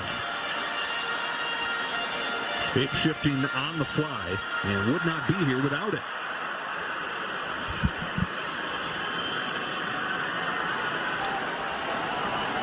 Here's Heim, who's as happy as anybody to have Gallen out of the game. Now 0 for 10 against him.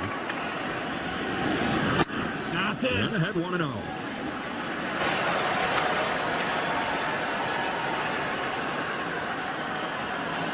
It's a simple game plan, but they sure are executing it, the D-backs. Get on, get them over, get them in, and timely pitching. And that recipe has served them well.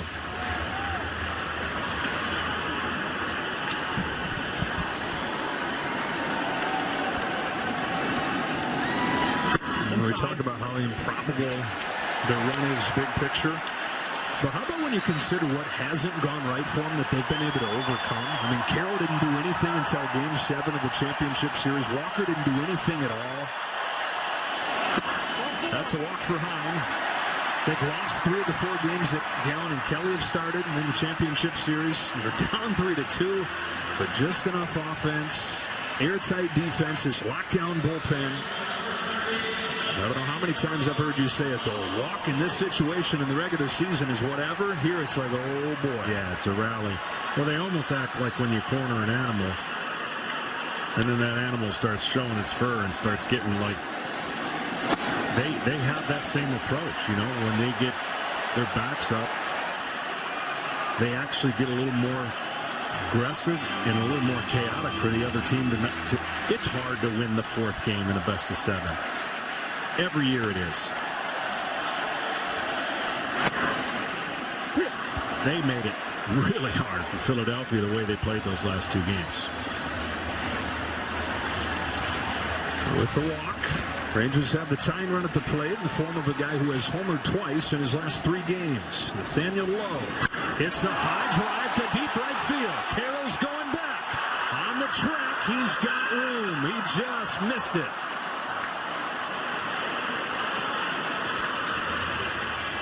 Boy, he did just miss that. That was a towering fly ball. And that's the side, believe it or not, even though this is a dome, I mean, that's the side of the field where the ball would carry a little bit more. And everybody talks about it, but he just gets underneath it. Wow.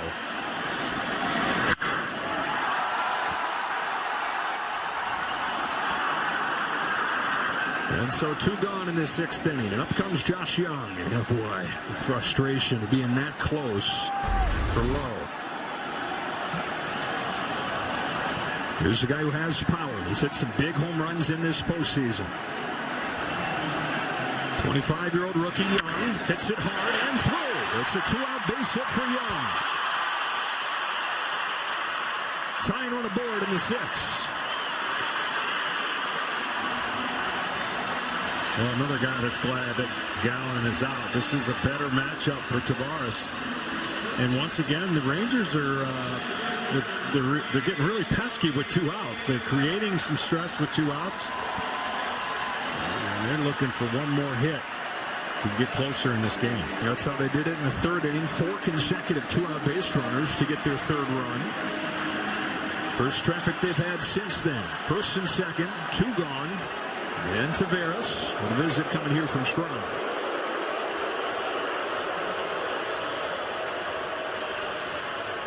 And now a quick word from Evan Williams Bourbon. Reach for a fan favorite, Evan Williams 1783 small batch. When bourbon's done right, people notice. It's a guy in Tavares here who Bruce Bochy has said, look, I studied the team after I took the job, watched a bunch of last year's games. I saw that he had some tools, but I didn't realize he was this good. And he's grown a ton this year. 25 years old. It's so easy, you know, you get this full life story of a guy when he gets to the big leagues as early as Tavares did a few years ago. But man, he's still just 25. This is a good player with a great future still. Now, he will be aggressive on first pitch fastballs, middle to middle away. Normally, if it's spinning or off speed, he'll take first pitch. But we've seen where the hole is. It's anything off-speed change-up going the opposite way of his barrel. Go ahead, run at the plate in the 6th inning. That is one disengagement there. Thompson stepped off. Sweeps it inside for ball 1.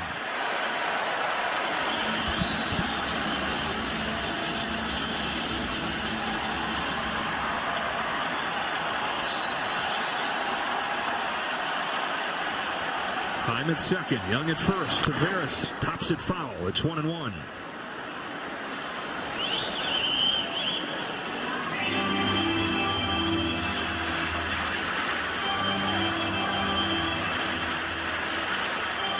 There have been so many times this season where the Rangers have looked finished, whether that was within games or in the standings down the stretch, blowing the division at the end.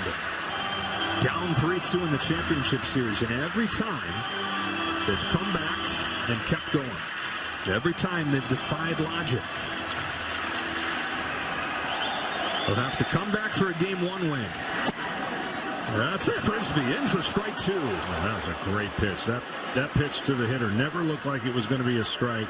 And the last bit of that movement, watch how this is released. Ball, ball, ball, and then last minute catches the bottom of the strike zone. Here's the 1-2 pitch. Turn it up with a fastball. Huge separation in speeds there.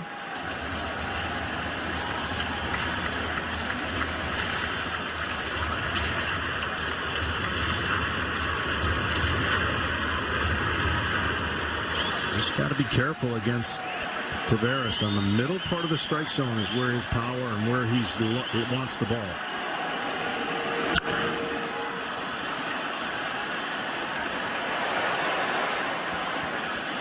The area to get him is when you get him out there, and that backdoor slider was able to start there, and he had to almost give up on it.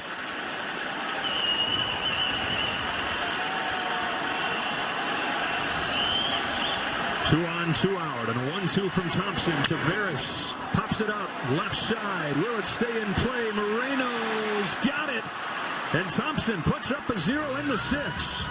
Diamondbacks with the lead in Game 1, and we're back after word from your local Fox station.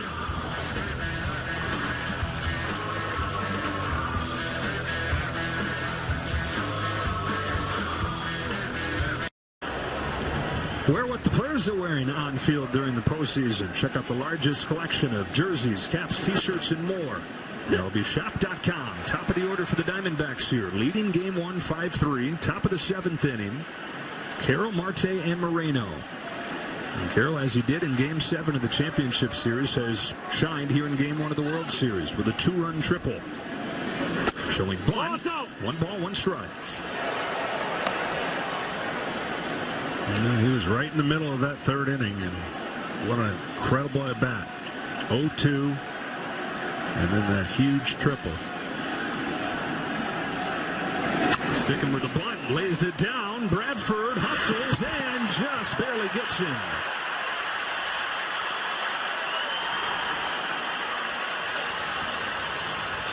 I'll tell you what, this ball checks up and comes back to Bradford, and he makes a nice bare hand play. The only way he's going to make him, a little bit of a loop of the throw, but the taller low is able to avoid the runner and get the ball just in the nick of time. So they keep Carroll off of the bases. 1 gone in the 7th, and it brings up Marte. Switch hitter over to his natural side. Extra aggressive over here usually. This time, though, take strike 1.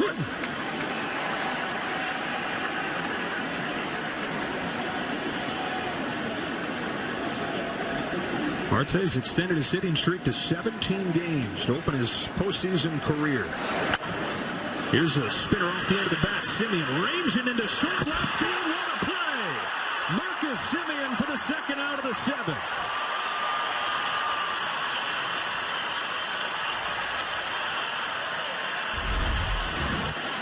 Wow, what a play right here. A speedy runner. Ball's got kind of a cue ball.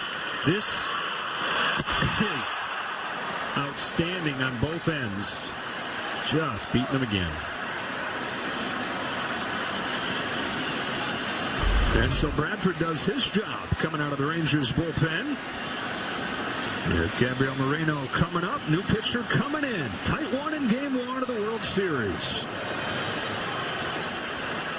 Welcome back. I'm with Zach Gallen. You grinded through 5 innings and 99 pitches after it started with 25 pitches and 2 runs in the 1st inning.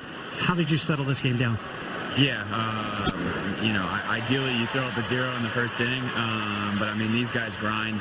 They've been grinding, so I was like, I got to grind. I got to get us through 5 innings and try and hand it over to the, our 6th, 7th, 8th, 9th guys. So I just tried to settle in, make some pitches, try and get rid of the traffic. Torey Lovullo showed a lot of confidence in your 3rd time around the lineup. and you worked through that, and he had a conversation with you after you came out. What did he tell you? Yeah, he was just saying, those are big outs.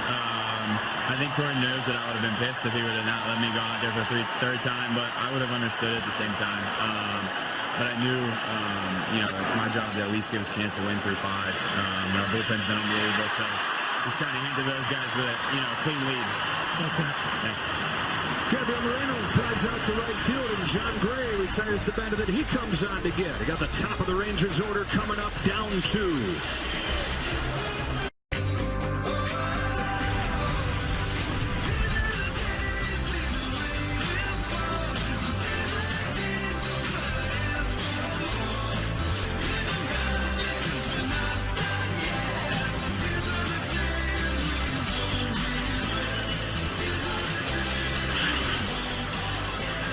Diamondbacks trying to take game 1 on the road here, leading 5-3 as we go to the bottom of the 7th inning back in Arlington. Yeah, we got plenty of familiar faces in the park. CC Sabathia taking in game 1.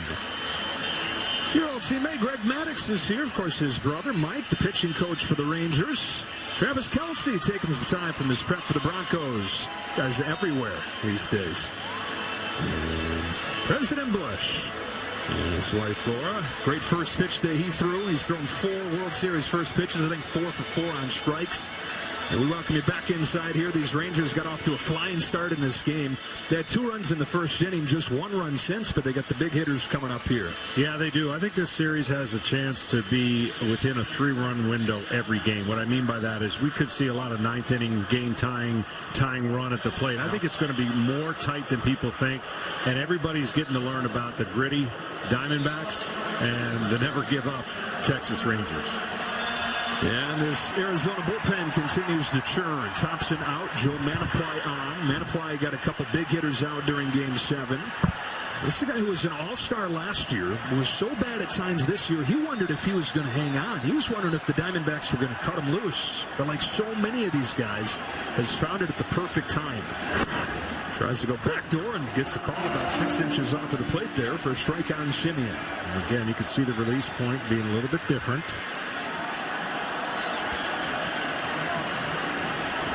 His 0-1.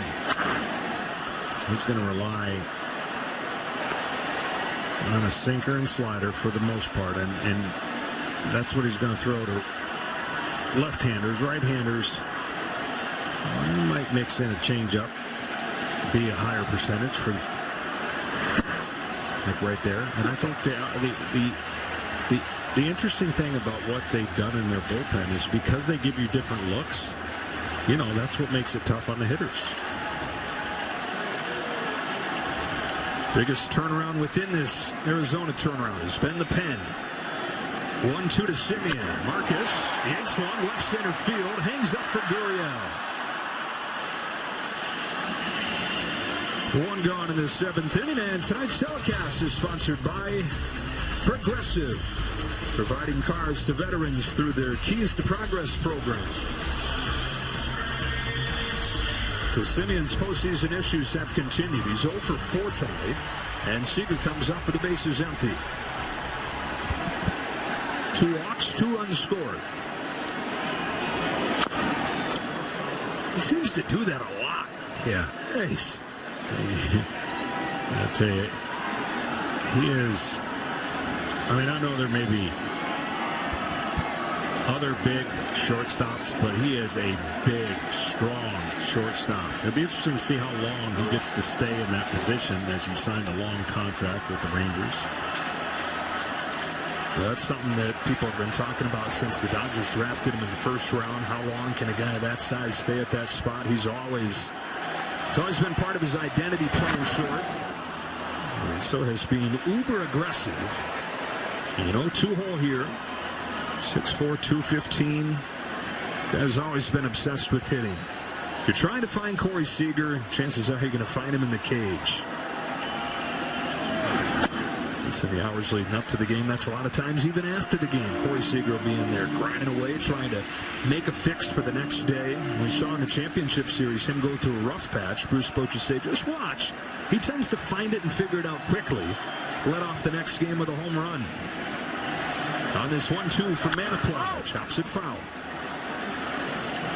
Well, it almost looks like he's squeezing the bat because he doesn't move much with his legs. He's just sitting there ready, and you almost get this little grind of the hands and the bat. Just a little bit of an anxious moment. It looks like he's going to swing at every pitch and hit it through the moon. And he just uncoils, but down swinging here. Manaply's retired the first 2 in the 7th.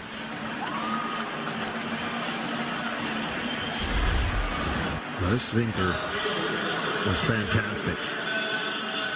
2-seam sinkers are making a comeback. Everybody's trying to throw, or was trying to throw 4 seams, top of the zone, get tremendous backspin, and give the illusion of the ball staying up.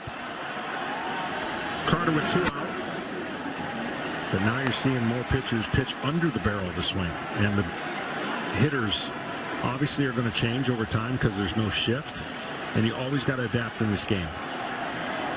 Here's the 1-0. Carter chops it foul. How about Joe Mantiply riding that pitch, riding this mix to the last 4 hitters that he's faced? Trey Turner, Bryce Harper, Marcus Semien, and Corey Seager, all all-stars. He's gotten them all out. Critical in Game 7. Same here in Game 1. A couple pitch malfunctions today.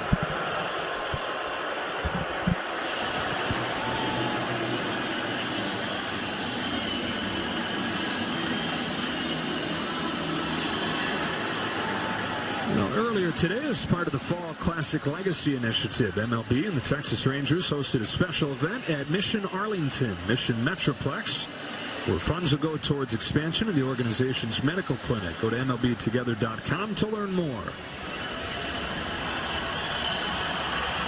Got the Geek Squad out there, got it fixed.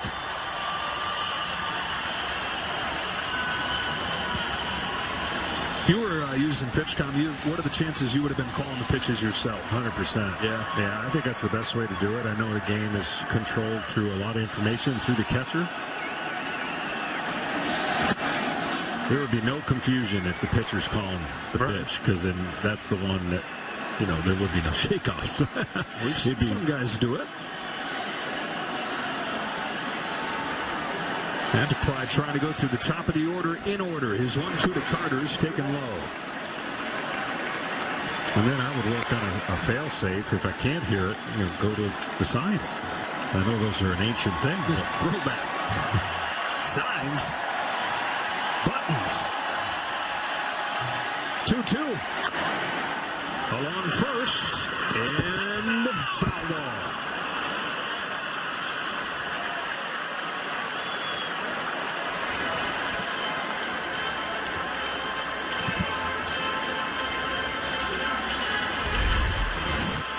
This ball was fair for a while, and then it wasn't. Evan Carter and the Rangers happy that it wasn't. And fresh life here. This offense has scored 20 runs over the last 2 games of the championship series, just 3 tonight. They got 2 in the first, they got 1 in the third. Hardly a threat since. Josh Sborz getting ready for the 8th. Another 2-2.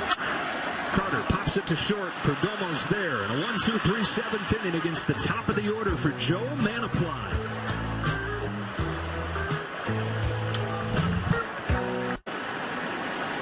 On this improbable World Series matchup, it's 5-3 in Game 1. Top of the 8th inning, where Christian Walker will lead things off for the Diamondbacks. John Gray stays in. Now, John Gray was a starting pitcher for the Rangers this year, but got injured his last time out at the end of the regular season. So it was a bit of a surprise that he was ready for the championship series. Made 1 relief appearance. Yeah, gave up a run in that 1 inning of work. But he's one of several length options Bruce Bochy has down in that bullpen that makes the whole thing kind of a wild card. Because the pen has struggled this year, but it's a whole lot different looking than it has been, given all those starters they have down there. Yeah, and one can only think of the prospects of the Rangers in the future when they get all their guys healthy. Now, next year they won't have the Jacob deGrom, but a healthier Max Scherzer and the likes of John Gray and Evaldi and Montgomery. Is 0-2 to Walker. Is swung on and missed. And Walker struck out for the third time tonight. Yeah, pitching was supposed to be why the Rangers are ready to contend, right? Not the top offense in the AL. The starting rotation was supposed to be deadly. So the injuries they dealt with, it's a totally different looking group than they had planned on. Fortified it at the deadline, getting Jordan Montgomery, getting Max Scherzer. Well, they've sort of pieced it together in the postseason and rode that offense. Tommy Pham has got a home run in this game, takes a strike. Yeah, they're going to be good for a while, are the Rangers. And you already documented how, they've struggled up to this point, and they constructed a team to be good for more than just a couple years. Invested a lot of money and went and got Bruce Bochy. Said, I know you're coaching your grandkids, but can we just steal you for a few more years? And that man, Chris Young, was able to lure him away. Young, who pitched for him in San Diego. Grays 1-1. Pham takes in the dirt ball 2. Game 1 to this point, though, about these Arizona Diamondbacks. These fearless Diamondbacks. Trying to go to 7-2 on the road in this postseason.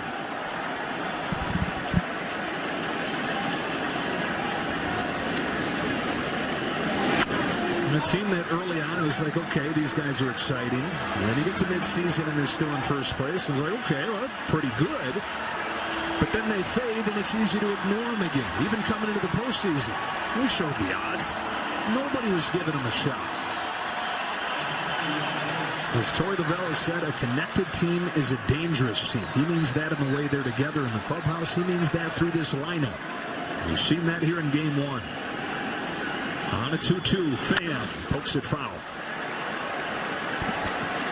Here's tomorrow's starter, Merrill Kelly.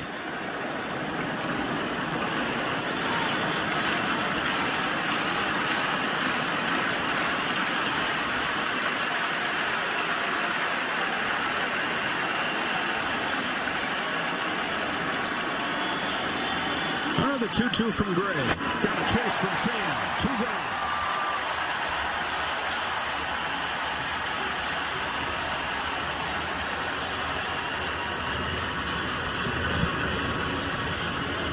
And here's Gurriel.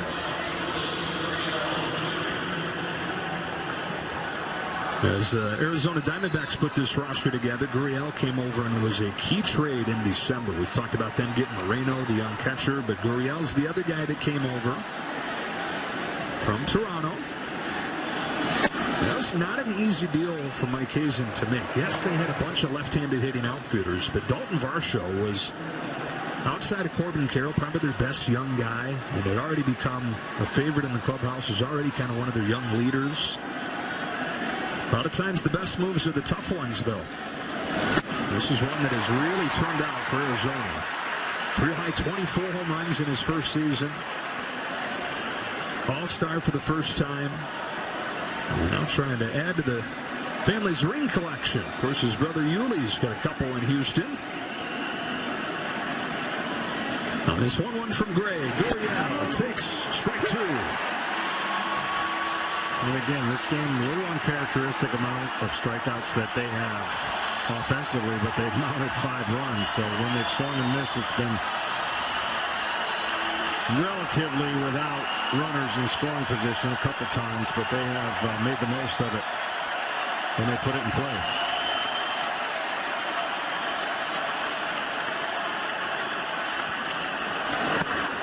Gurriel does a great job with fastballs against right-handers. He doesn't swing and miss many on fastballs, so he's locked in on fastballs. And then where they get him is on the outside part of the plate.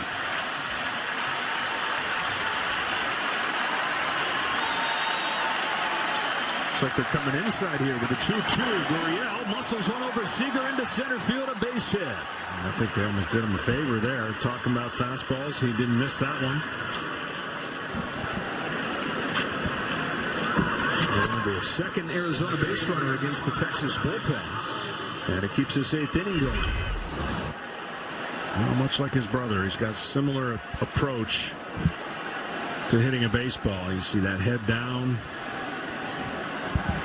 He goes down and gets that fastball. He's at first. He can run a little bit too. Thomas at the plate. And he's used his running ability to get 2 infield singles in this game.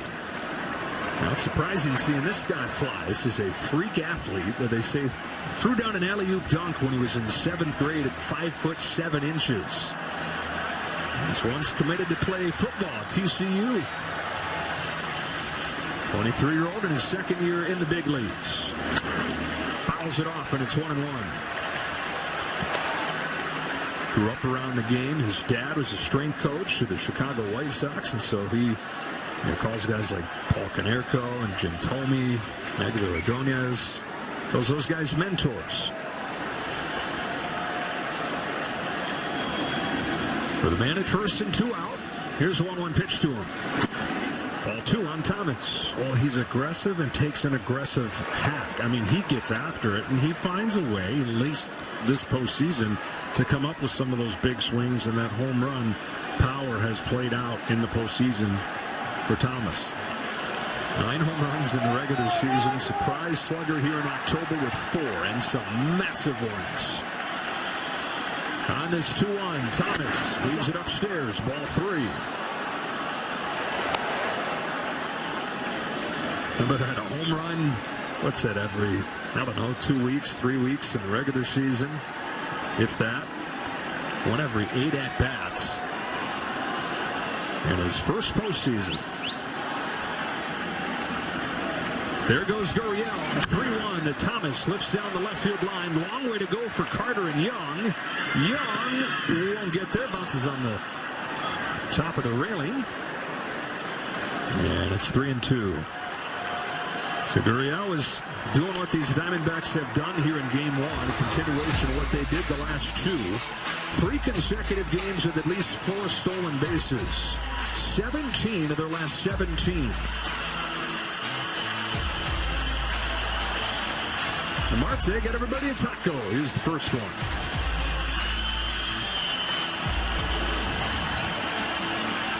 Head start coming again here for Gurriel. 2 gone and a 3-2 count on Thomas.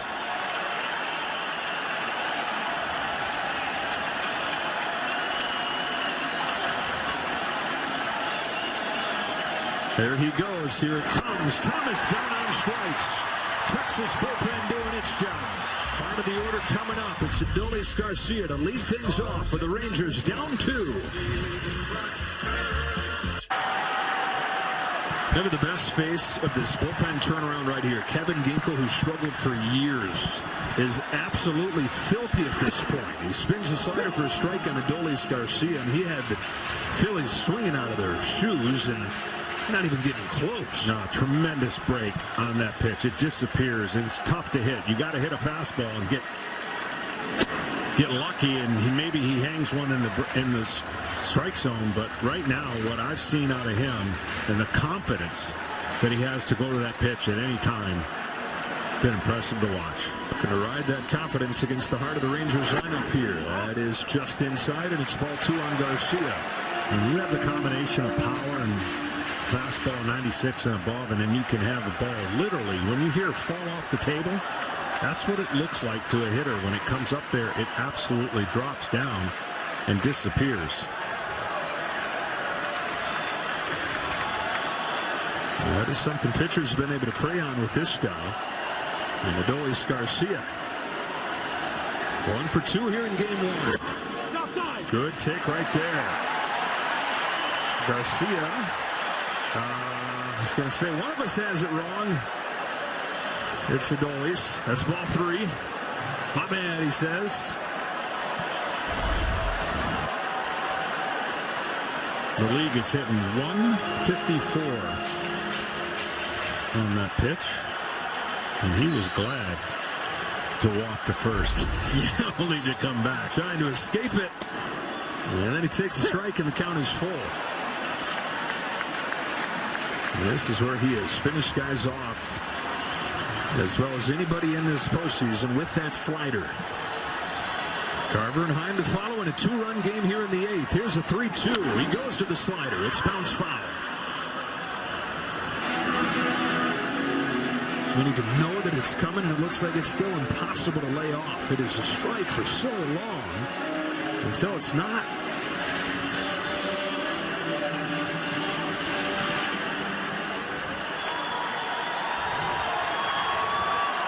Rangers got 2 in the first and 1 in the third. Silent since.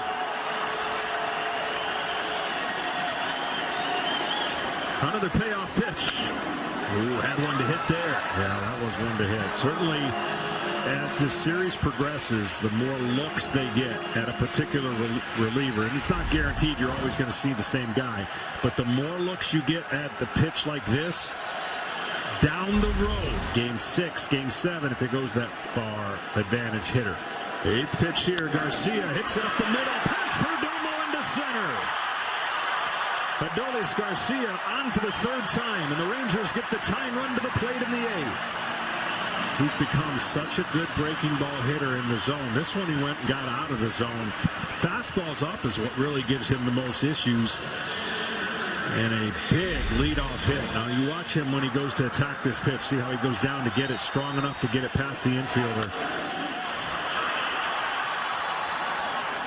Tying run at the plate. A very powerful guy. First one to Mitch Garver is inside. And John, I know that Garcia is the exciting one. You got the All-Stars at the top. I've been so impressed with Mitch Garver, though. Yeah, stoic. I mean, that's kind of the whole Ranger team. Stoic and ready for the moment. And doesn't get too carried away.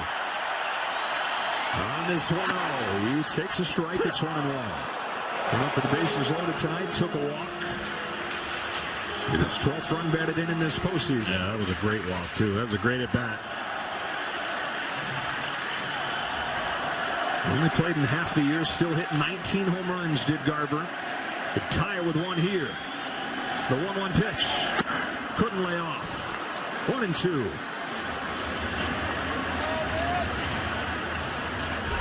There's only a few guys in the game that when they see spin, they don't swing until they get 2 strikes. That is so hard to determine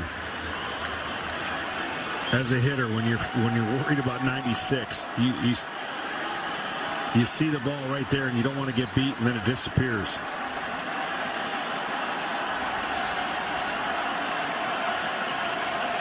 Kinkle shakes a couple times.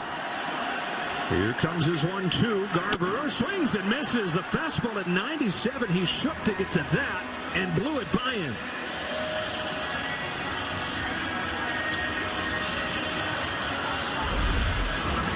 I mean, that looks like 107 after you've seen slider. He runs that fastball up and in, and it is by him. 1-on-1 out. 2-run game in the 8th inning. Jonah Heim upstairs for ball 1. Heim has 2 home runs this postseason. One in game 6 in Houston. All-star catcher representing the tying run. Ginkel deals and Heim takes ball 2.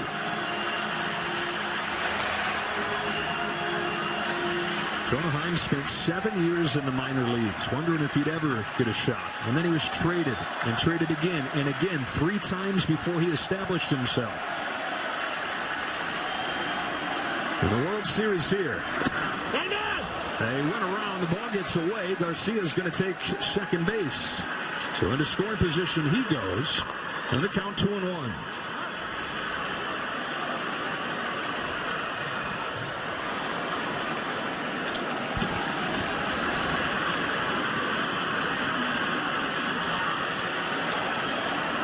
One of the second time the Rangers have had a guy in scoring position since they last scored in the 3rd inning. This is one of the best hitters in baseball in these situations this year.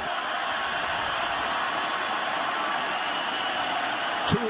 Heim takes ball 3. Well, he's a much better low ball hitter than high ball. That's why they're trying to go to the top of the zone with the fastball. And so if this situation, you got to get your eyes looking to one area. And if he gets it down, that's his best chance for slug and his best chance to get a hit.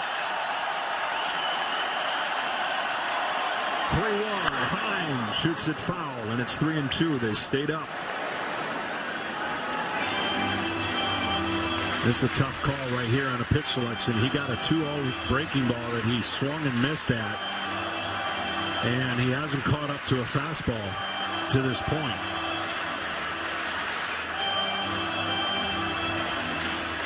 So when you're caught between two like that, if you think the guy's aggressive, you go with your aggressive pitch, and that would be the slider down. The problem with the slider down is if you leave it in the zone, that lefty-lefty zone that you see their power stroke, that's what you're trying to stay away from. But if you think he's going to swing, it's a swing and miss pitch for sure. Here's a 3-2 high and got a fastball and sent it foul.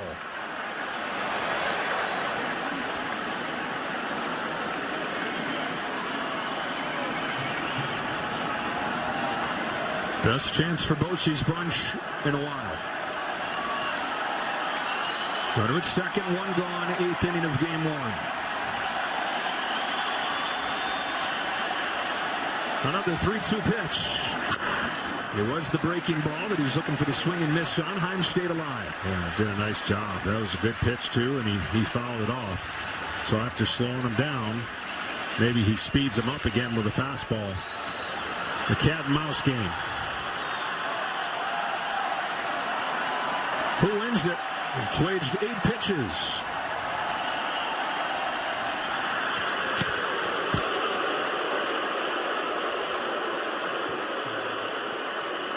Mostly fastballs, those 2 sliders sprinkled in. 20th pitch of this inning for Kevin Ginkel, and he's gotten just the 1 out. The 8th to Heim is fouled back. It's another fastball. They caught a decent chunk of the plate there, but again late.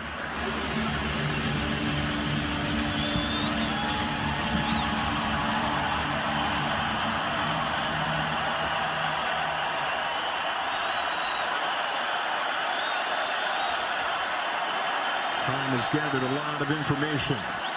On the 9th pitch, he takes ball 4. Heck of a walk from Heim. Rangers have the tying run aboard.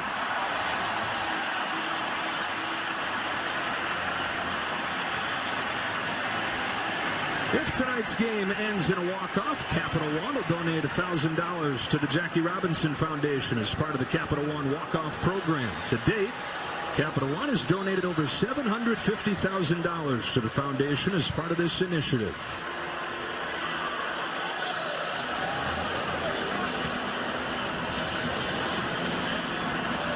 Yeah, a visit out there for Straub. Smith is going to pinch run, representing the tying run here.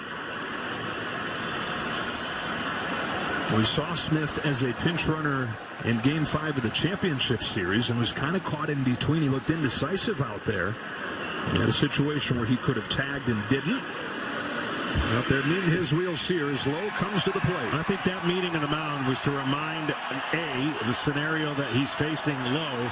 And again, the Astros pitched Lowe totally different than the Orioles. The Orioles pounded Lowe with fastballs, was not able to catch up. He ran into an opposite field home run, and then, of course, hit another one against the Astros. But in this case right here, first and second, I think the pitching coach went out to say, use your fastball, be on attack, and beat him to the barrel of the bat. That's what the scouting report should have been or should be on Lowe. Tying on aboard. Go ahead run at the plate. First pitch upstairs. He's hit 2 home runs in his last 3 games. He just missed hitting another his last time up.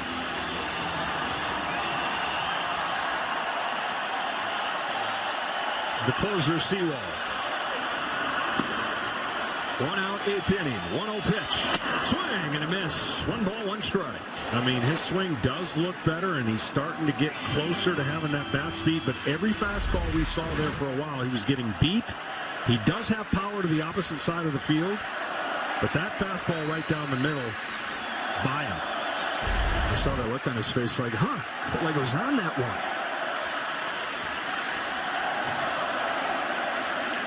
Garcia's at second. Smith at first, the tying run.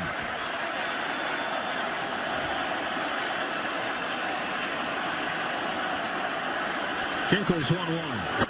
Stuck with a fastball. 1 ball and 2 strikes. See, to me, that's got to be the rest of this at bat until he proves that he can hit that ball up and the velocity is just beating him. He's swinging underneath it. Of course, that's what happens when you have good life on your fastball. Now the 1-2. It's another fastball on the hand. Shallow left field. Gurriel is there. Nothing but hard stuff to get low. 2 gone in the 8th. Now a different story with Young. I talked about in his first at bat. The second at bat, sorry, if he stayed to right field, right center, he got the line drive hit to right field, a base hit. And the one thing about Young is that he will swing at a lot of breaking balls. So this is the opposite.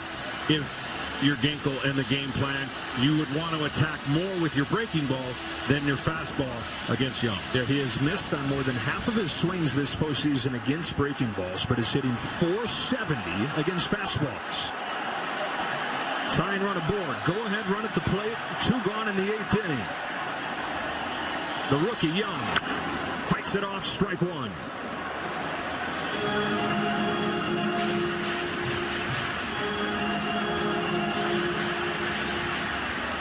And Kevin Ginkel having to dig deep in this inning. 27 pitch coming here. Started with a single from Garcia. Heim walked. Smith pinch running for him at first. Golden chance for the Rangers in the 8th. Ginkel's 0-1. Young leaves it up. Yes, have been the high-priced free agents the Rangers have signed. This year, the 8th overall pick of the draft. Made it to the majors last year. Homered on his first swing. What a player he's been just 1 year in. On this 1-1 pitch. Breaks his bat on a roller left side. Perdomo's got it. Over to first. The inning is over. Kevin Ginkel gets out of the jam. Arizona bullpen remains nails. It's 5-3 after 8.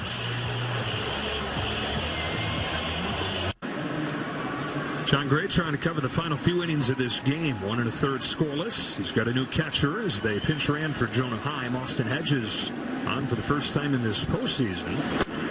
That's a strike on Evan Longoria, and if you put Hedges right into Heim's spot in the order, which would be due up 7th in the bottom of the 9th.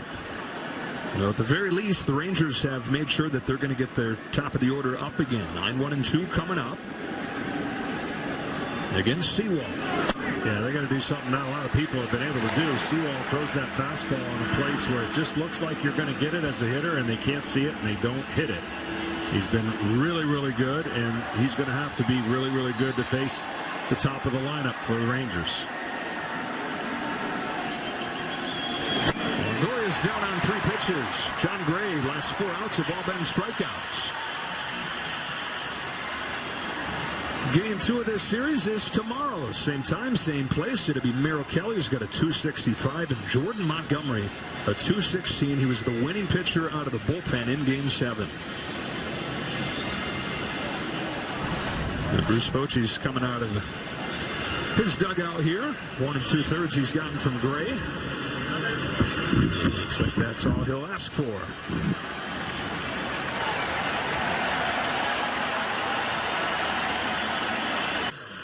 We got a huge day of football on Fox on Sunday. Matthew Stafford and the Rams take on Dak and the Cowboys just across the street here. Browns battle the Seahawks of the regional action. Check for the game in your area, only on Fox.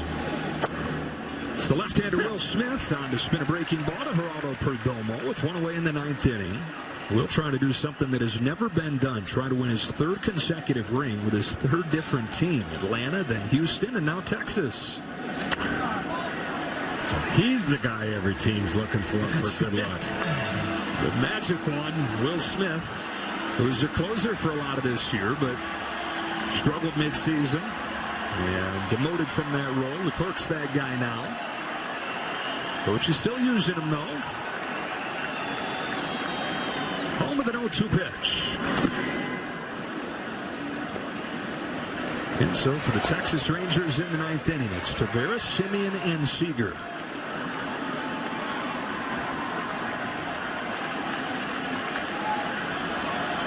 Seawald ready to go for the Diamondbacks. Arizona trying to make this a familiar story in this postseason. That is, get a lead with team baseball offensively, a little bit of pop in there as well, and then have this newly amazing bullpen lock it all down. Yeah, their confidence has grown in winning a lot of close games. And the Rangers, on the other hand, haven't won that many close games because their offense has been that much better. Young. During the regular season, they just blowed teams out. I mean, that was part of the reason why the bullpen didn't get exposed that much. But in one-run games, they were 14 and 22. Thankfully for them, they didn't play that many one-run games.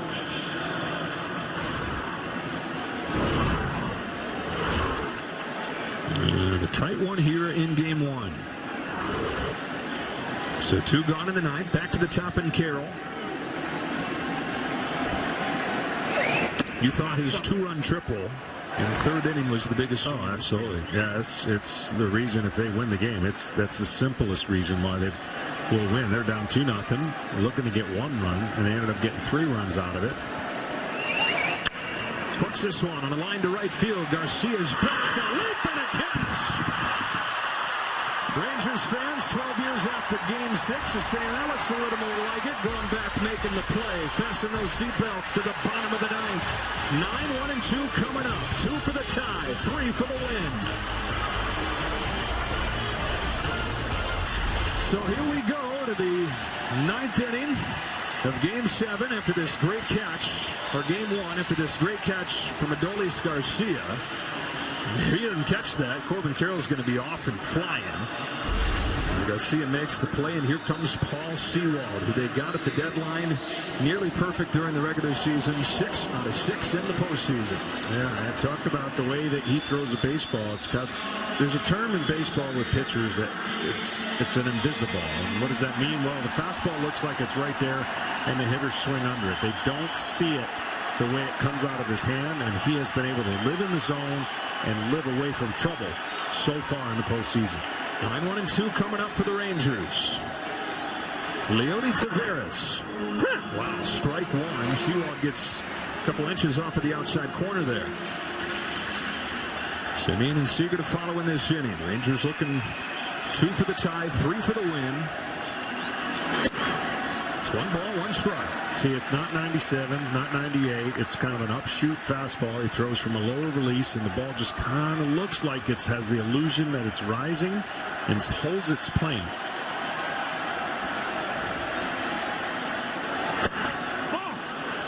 Similar spot to the first pitch, but a ball, and it's 2-1.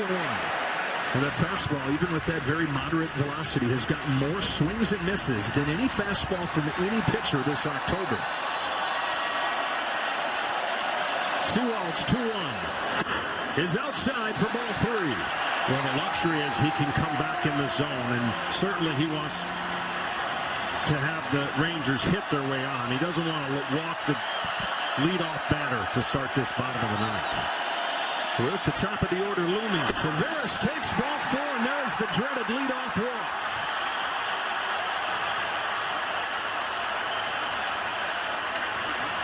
New third baseman in the game, Emmanuel Rivera, is taken over for Evan Longoria. So a leadoff walk from Seawald, now to the top of the order, and Marcus Semien. Well, we've talked about Semien. Hasn't had his moment yet, right? Hasn't got locked in. Will this be his moment? Will there be a big hit here to pass the baton on? Strike 1.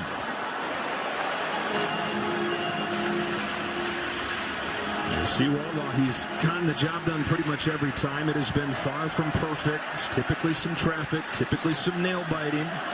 His 0-1 is ripped down by and foul. Well, that's the area you want to stay away from, that middle end that was supposed to sweep away. He's so quick in there. Top of the zone fastball is not a strength, but right there is.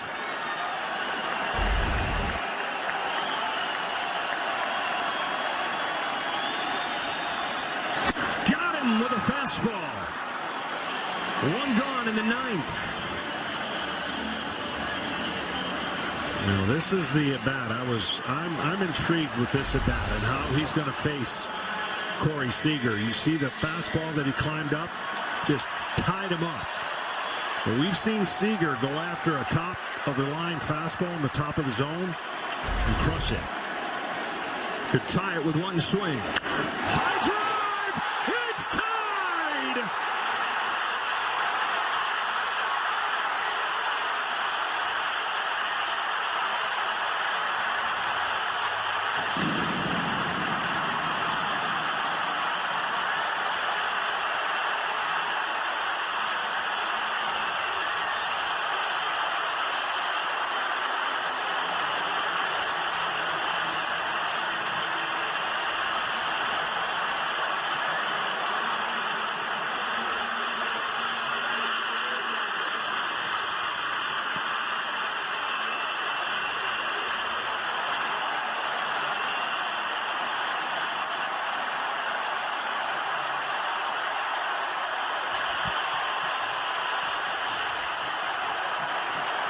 Corey Seager has tied the game in the ninth. And now the Rangers can look to win it. Evan Carter takes strike one. Franchise-changing player.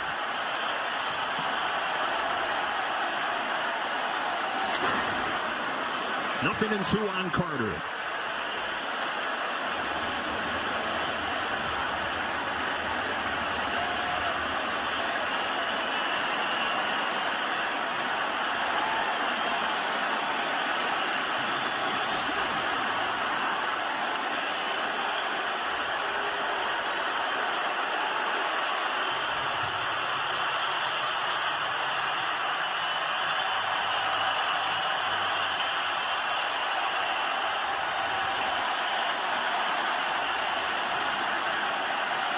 Sewell throws way outside.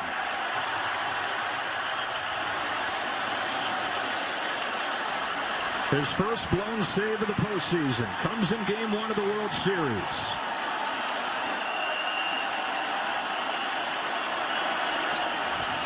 The 1-2 to Evan Carter. When you talk about getting on top of a fastball, look where that target is. Look where they were trying to get the ball, but the hitter was better. And when the pitch comes in that area, he crushed it. 1-2. Yeah, we'll do it again. Carter's fouled off a few. Sewell far from out of the woods. Facing the rookie here in Carter, who has doubled twice in this game. And Adolis Garcia is on deck.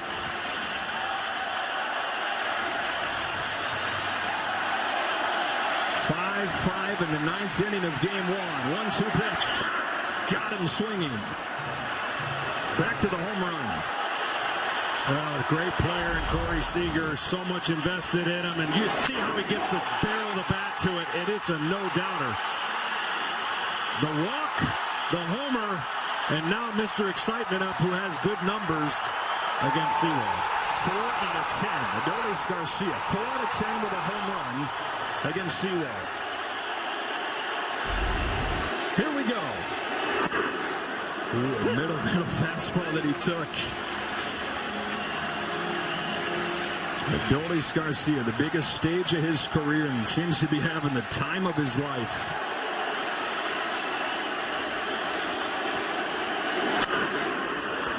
No balls and 2 strikes.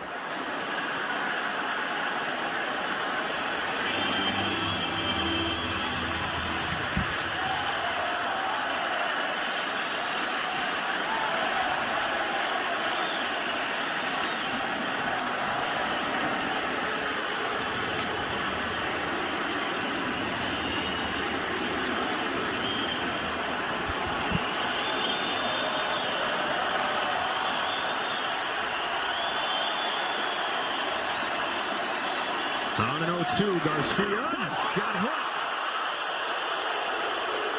Got hit by an 0-2 pitch.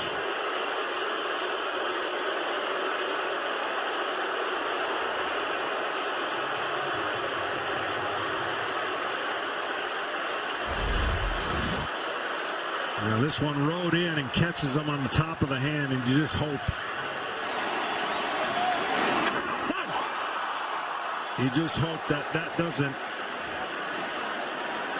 knock him out for any time, because that is the worst place to get hit.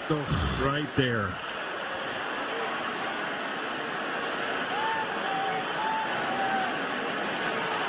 Heart and soul and engine of this Rangers team this postseason.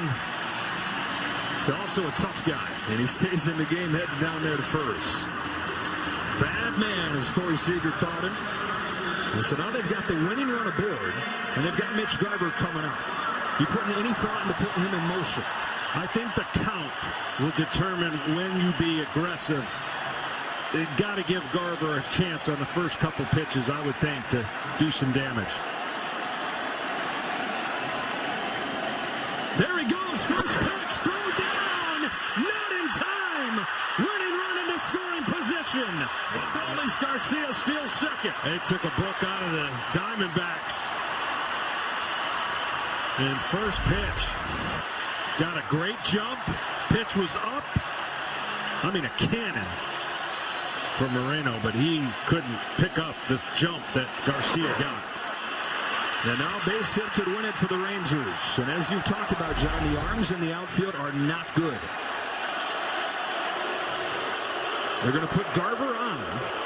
And Jonah Heim's spot in the order initially is now occupied by Austin Hedges, who's not made a plate appearance in this postseason. They got him at the deadline. He started 5 games as a catcher. He pitched in 4 games. Just the fun position player out there finishing games. That's how much of a role he played. But he's also been the emotional guy on the dugout and in the clubhouse that they love. There's no way that this all leads to him, is it?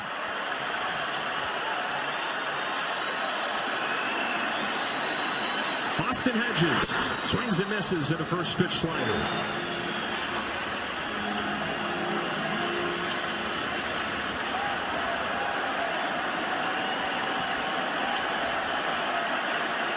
First at bat in almost a month for Hedges. And he's down 0-2.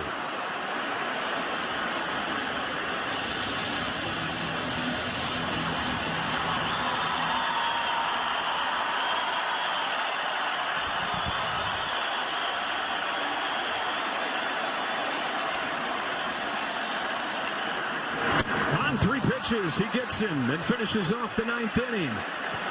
But Corey Seager attacks the first pitch that he sees and ties game 1, sending it to extra innings.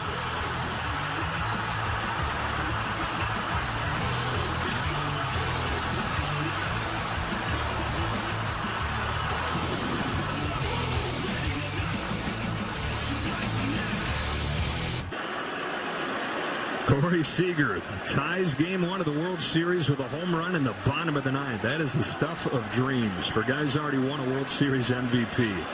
And now Bruce Bochy goes to his closer. This is Jose Leclerc. And John, this postseason overall has been lacking drama. We're just waiting for the World Series, buddy. First postseason game that goes to extras is game 1 of the World Series. 2, 3, and 4 for Arizona, and a strikeout on Marte. Amazing. It is. This is the kind of series I think we're going to see in just about every game. Inside. 1 ball, 1 strike. 12 years ago today was Game 6. The heartbreaking one where the Rangers were 1 strike away, lost to the Cardinals. Anew this date in postseason history. I hope when it ends in a different fashion.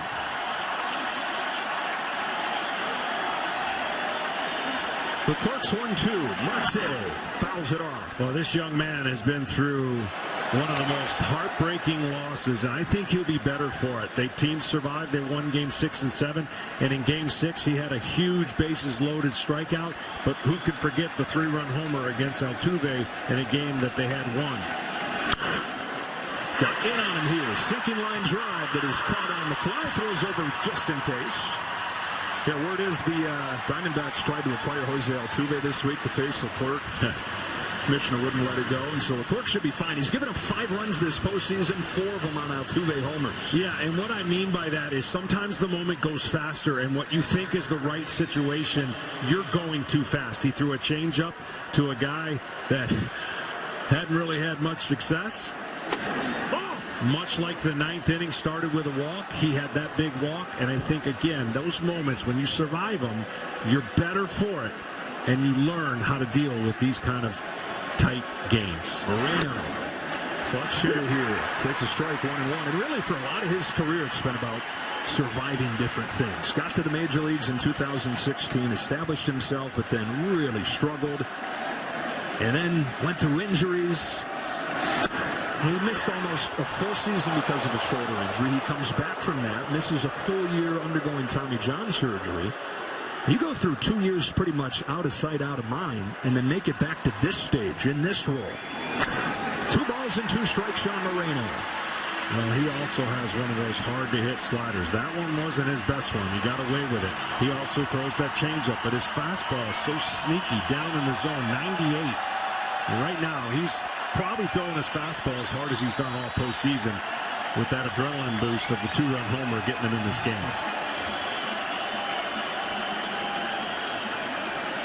Yeah, now Leclerc's 2-2. 98, man, oh man. And this guy early on this season was throwing 94. Postseason transforms people, doesn't it? 3-2 on Moreno, and a tie game in the 10th.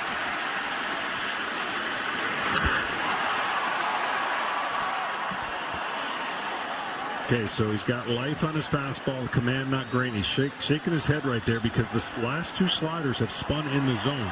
They need to turn the corner. You got to have touch on that pitch. You can't muscle a slider. It won't be as effective. And this is a guy who's been punishing mistakes lately.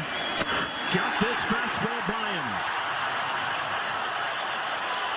2 gone in the top of the 10th.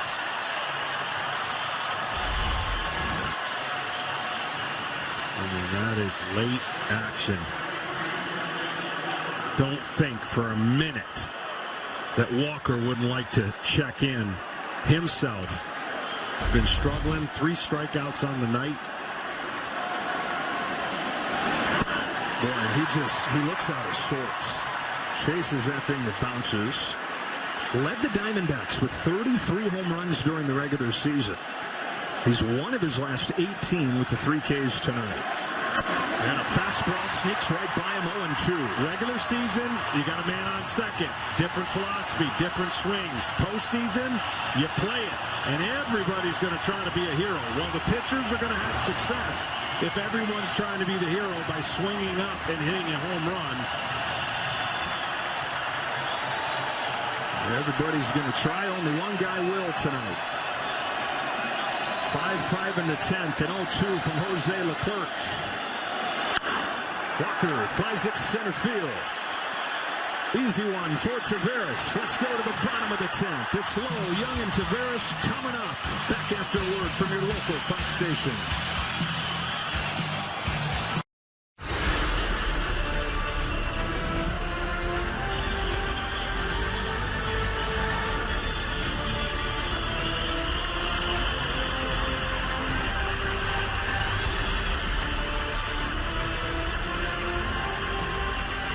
Seager showing the emotion after a game-tying home run in the 9th inning. Now his Rangers look to win it. Bottom of the 10th, bottom of the order, Nathaniel Lowe. Strike 1 from the lefty, Kyle Nelson.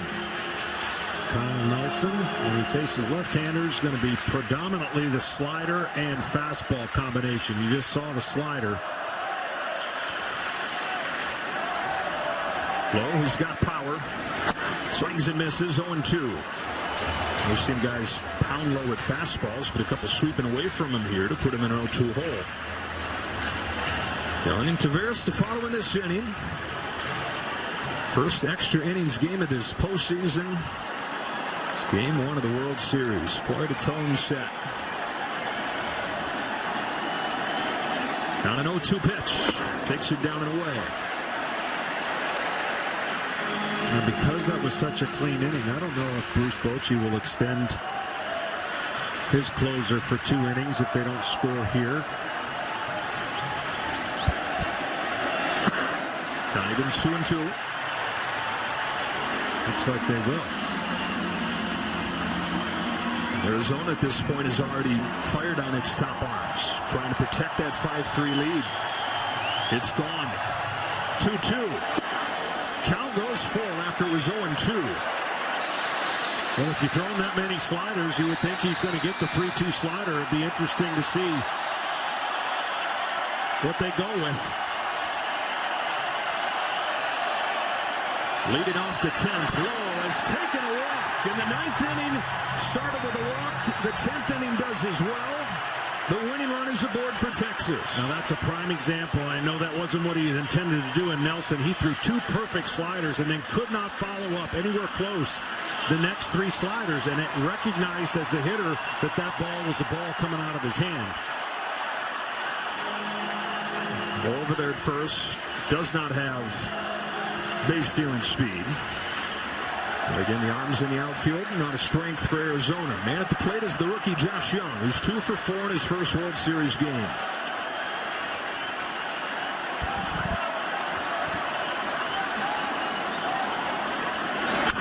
Fouls off the first pitch.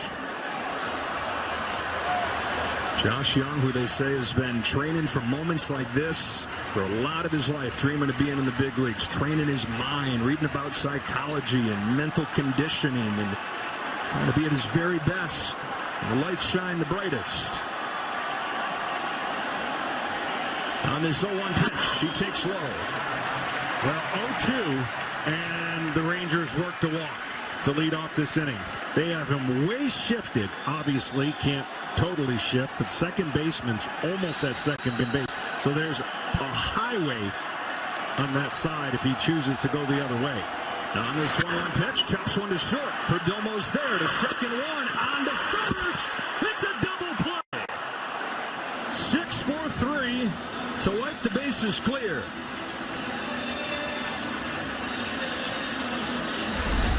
Well, that's how you take care of a leadoff walk.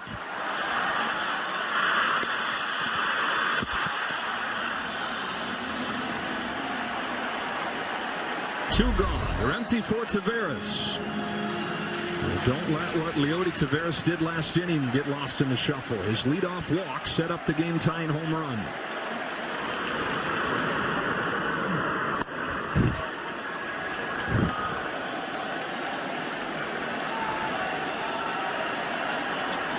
Taveras, 1 home run in this postseason against Justin Verlander. Nelson gets the call.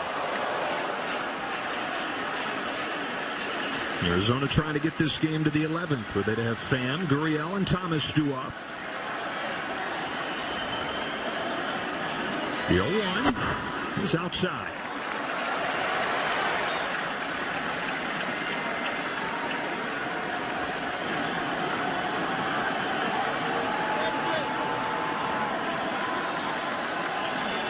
One ball and 1 strike. Taveras couldn't lay off. 1-2. He's chased quite a bit tonight. He has. He's been kind of non-committed on some of those swings.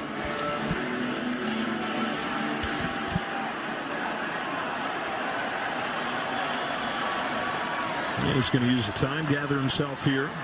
Feels like Nathan Eovaldi pitched this game like days ago. 4 2/3, gave up 5 runs. His worst start of the postseason, but his offense has gotten him off of the hook. 2-2 on Taveras. Well, one of the trends we talked about is going to come to an end. The Rangers scored first. They hadn't lost. And Arizona hasn't lost when they had the lead. Right. So one of those two is not going to come out on the winning end. Count goes full. In from behind to ahead. Release full. Top of the order, and Simeon waiting on deck.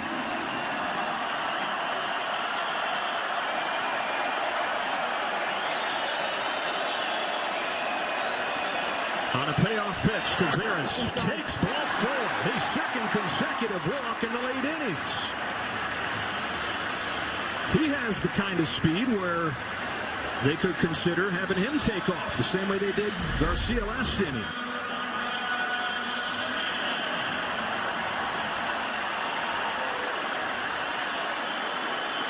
Now, interesting strength for Semien on the breaking ball against left-handed pitchers.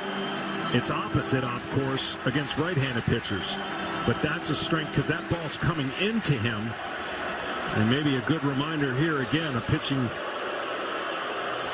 coach going to go out and make sure that he understands that the trend that Semien provides against left-handed pitchers. It's been just a nightmarish postseason for Marcus Semien, who's one of the most valuable players in the league all year. He played in every game. He led the league in hits, led the league in runs scored. That average is well below 200, though, in this postseason. Kind of guy that when he gets going, he can take off and carry you. And in a situation here where, man, with one massive swing, he could make a lot of those bad memories go away quickly.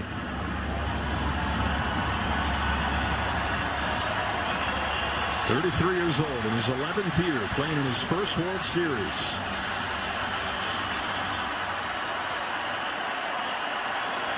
Winning run aboard in the 10th inning. Marcus Semien pulls one through the left side. There's a base hit.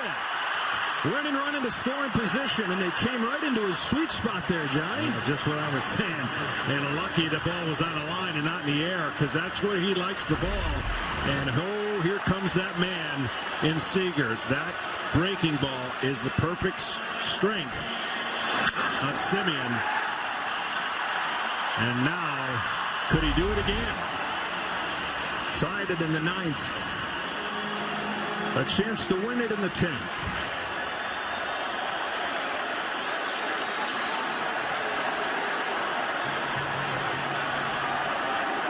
First pitch in the dirt. Tavares at second can really run. This game almost certainly ends on a base hit. And again, slider off a left-hander is not Seager's strength, but if he sees a lot of them, it becomes his strength.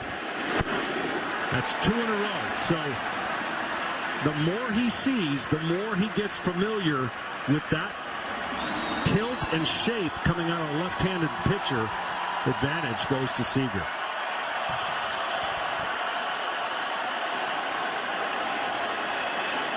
On this 2-0, Seager grounds one to second. Marte's got it on to first and on to the 11th. Kyle Nelson ekes out of this. 3 base runners in the inning, but the double play ball and the ground ball that he induces against Seager keeps game 1 rolling.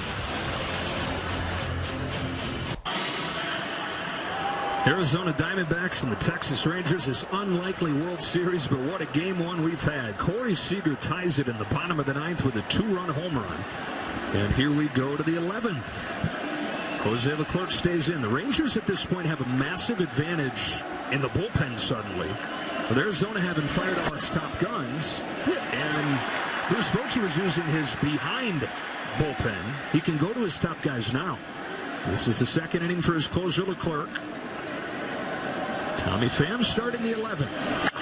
And reaching out, lofting this ball to left field for Carter. Here on the first out. Well, because it was a relatively stress-free inning and low pitch count, it allows Bruce Bochy to go to Leclerc. And then after this, possibly Chapman, depending on where they are in the lineup, if it matters. Then you look over at Arizona, and Castro, Frias, Nelson, and Saalfrank are the only guys they have left. They've used their top 4.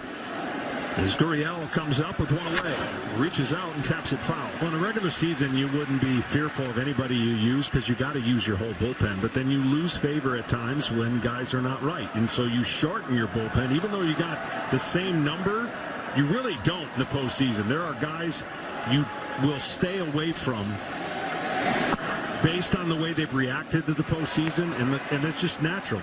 Managers, when they have a hiccup or two, they stay away from a guy until they can't avoid it.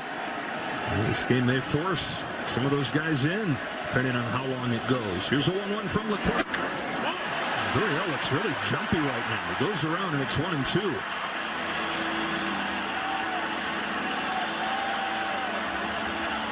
The Texas bullpen, even though Bochy was using the guys that he'd use with the team behind, you know, it was a tight game.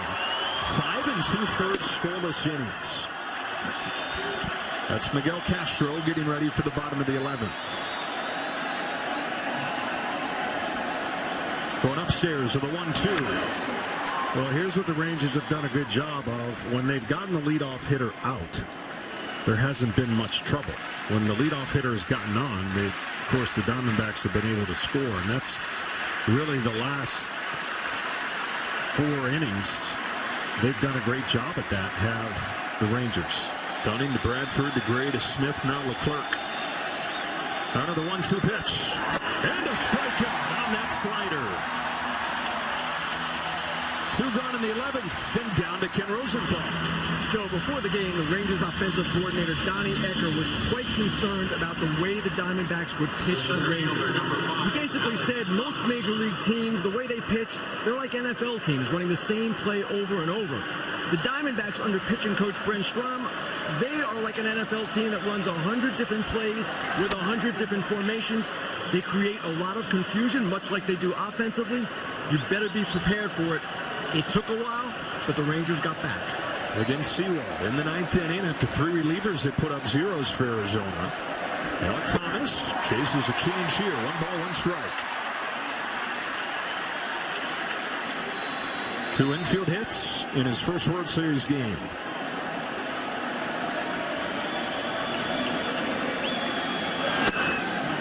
Carter, Garcia, and Garver coming up for the Rangers in the bottom of the 11th. Leclerc an out away from 2 scoreless innings of relief.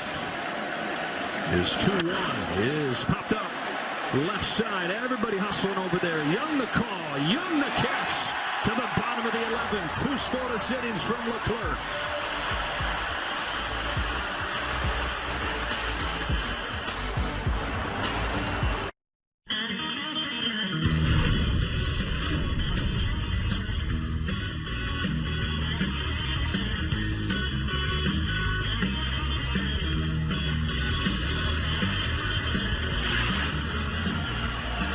Three, 4, and 5 coming up for the Rangers. Bottom of the 11th. 1 run would win game 1. It's Carter to lead off, and then Garcia, and then Garver. Carter's going to get a rare chance here, Johnny. He's 1 for 16 against left-handed pitchers. Nelson stays on to face him. Strike 1. Yeah, that's the only hitter Nelson will face this inning. Castro will come in and face the right-handers, but Carter's going to see that pitch a lot here. That's the pitch it goes to. On this 0-1, he takes in the dirt, and they've pinch hit for him before, but he's done enough at this point, and his defense important enough where Bruce Bochy lets it roll, lets it ride with the 21-year-old Evan Carter. Grossman would be the option. 1-2. 2 doubles in this game. Now, the Rangers got 2 runs in the first inning. They got 1 in the third, and then were silent until Seager erupted this place in the 9th. For the Diamondbacks, 3 in the third, 1 in the fourth, 1 in the 5th. And then the bullpen has shut them down. 2-2 on Carter. Boy, you got to throw him strikes. Well, he makes good pitches on the swings and misses, and look, he's trying to expand the zone and going lower and lower, and just not coming out of his hand looking like a strike. Flies this one to right field, does find the zone there, and he's going to get Carter. Carroll puts it away. 1 gone in the 11th. Adolis Garcia's coming up, and he's going to face a new pitcher. They've got Castro ready for him. Garcia, after getting hit hard on the wrist his last time up. First of all, it's a good sign to see him stay in. And baseball fans got to love what they're about to see coming up here. Adolis Garcia, who has owned the spotlight all October, with a chance to win it. Number 53. El Bombi is the best. He can do everything on the field. He's jacked. One of the biggest guys I know, one of the strongest guys I know. We have our little home run celebration we do. It's like a coming out party for him, for the world to see how good he is. El Bombi would love a bomb right here to end game 1. Tied at 5, bottom of the 11th, and Castro's on to face him. I'll tell you what he's shown me tonight. If I was pitching and paying attention, he's been good against sliders tonight. And this man throws a lot of sliders, 40% slider usage, and really nobody's done anything against it on the year. Just a bit outside. 1 ball, no strikes. Garcia, after ripping through the Astros over the final couple games of that series, has reached 4 times in Game 1 of the World Series. 7 home runs this postseason. On this 1-0 pitch, takes in the dirt for ball 2.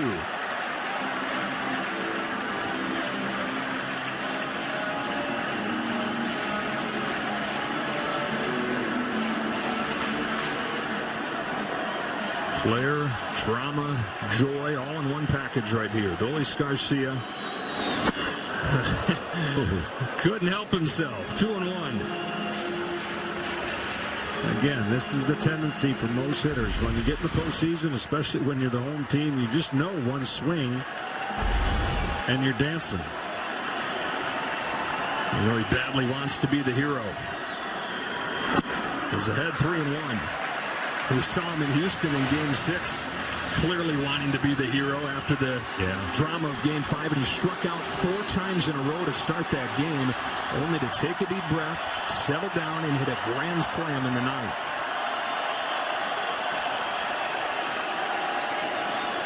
Adolis Garcia sends one the other way. That sends Carroll back. He's at the wall, and the legend grows.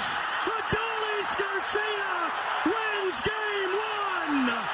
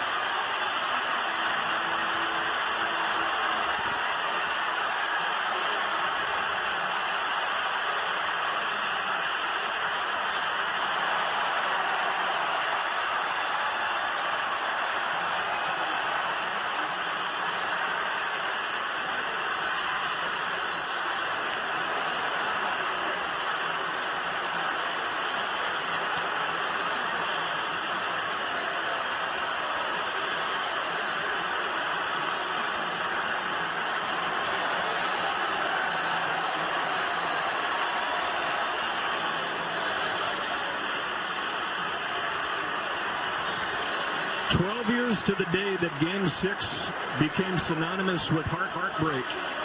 Game 1 becomes synonymous with Adolis Garcia. The Rangers tie it in the 9th on a Seager home run. They win it in the 11th. And of course, it was Adolis. One swing and they're dancing around, but it was all about that hit by pitch the time before. You wondered if that was going to have anything to do with his swinging bat. It wasn't. And he went to right field. That's how strong he is. He took a low sinking pitch. And he's like a left-handed pull hitter. And what a moment. And what a comeback win for the Rangers. This is what I was talking about. This looked like it could have been very bad when he was hit by this 0-2 pitch earlier before this game. Right there. And that one, you thought, okay, maybe he's in a little bit of trouble. Well, not only was he not in trouble, he was completely on plane when he was swinging to hit this ball.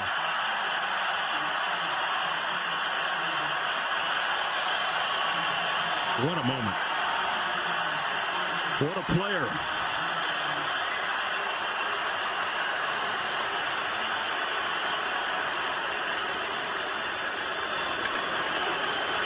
Michael Young, the Rangers legend, who's now a special assistant with the team, said there's nobody having more fun than Adolis Garcia. He said he's enjoying every pitch, and this time of year, the guys that do that are the ones that throw. Yeah, and I'm telling you, from the very first at-bat, he looked locked in. He took one huge swing in that at-bat and almost got back to the basics of short and to the ball, and he let that ball travel, and he hit it exactly where it was pitched. Incredible stuff. He didn't think it was possible for him to do something more than he did in the championship series when he was a wrecking ball to the Astros postseason and World Series hopes. He reaches 5 times in Game 1. He ends Game 1 with an opposite field walk-off home run in the 11th inning. Down to Ken Rosenthal. Thanks, Joe. Adolis, walk-off home run. When you came to the plate, what were you thinking? I was thinking on hit a good pitch, make good or bad. I'm just thinking give it the victory to my team. When the ball went over the wall, what was your reaction? It was an exciting moment, you know. I was just looking to the dugout, looking at all my teammates happy and sure, you know, happy. The hit by pitch, how much did it hurt your hand? I think he was trying to throw an inside pitch, but I just, you know, I get lucky that it's nothing worse. So it wasn't painful? All right, the ball Seager hit to tie the game. When you saw that, what did you think? That was one of the best moments of the game. He tied the game. He fired me up, you know. I get so excited too, and I know we can get the win. What did this team show the Diamondbacks tonight? You know, it's going to be a really good series. We show all the teamwork, and we're going. Adolis, congratulations. It's your night. Back to Joe. I don't think this guy's human. What do you mean it didn't hurt? Because tonight's game ended in a walk-off.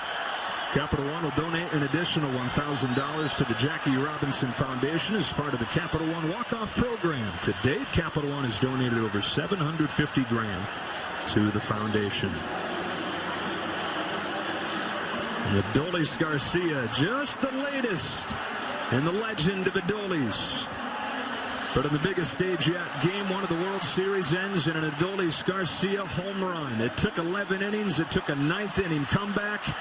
But it ends the way that it often has for these Rangers, with that man in a starring role. The post-game shows coming up after Game 1, after this break. Unreal.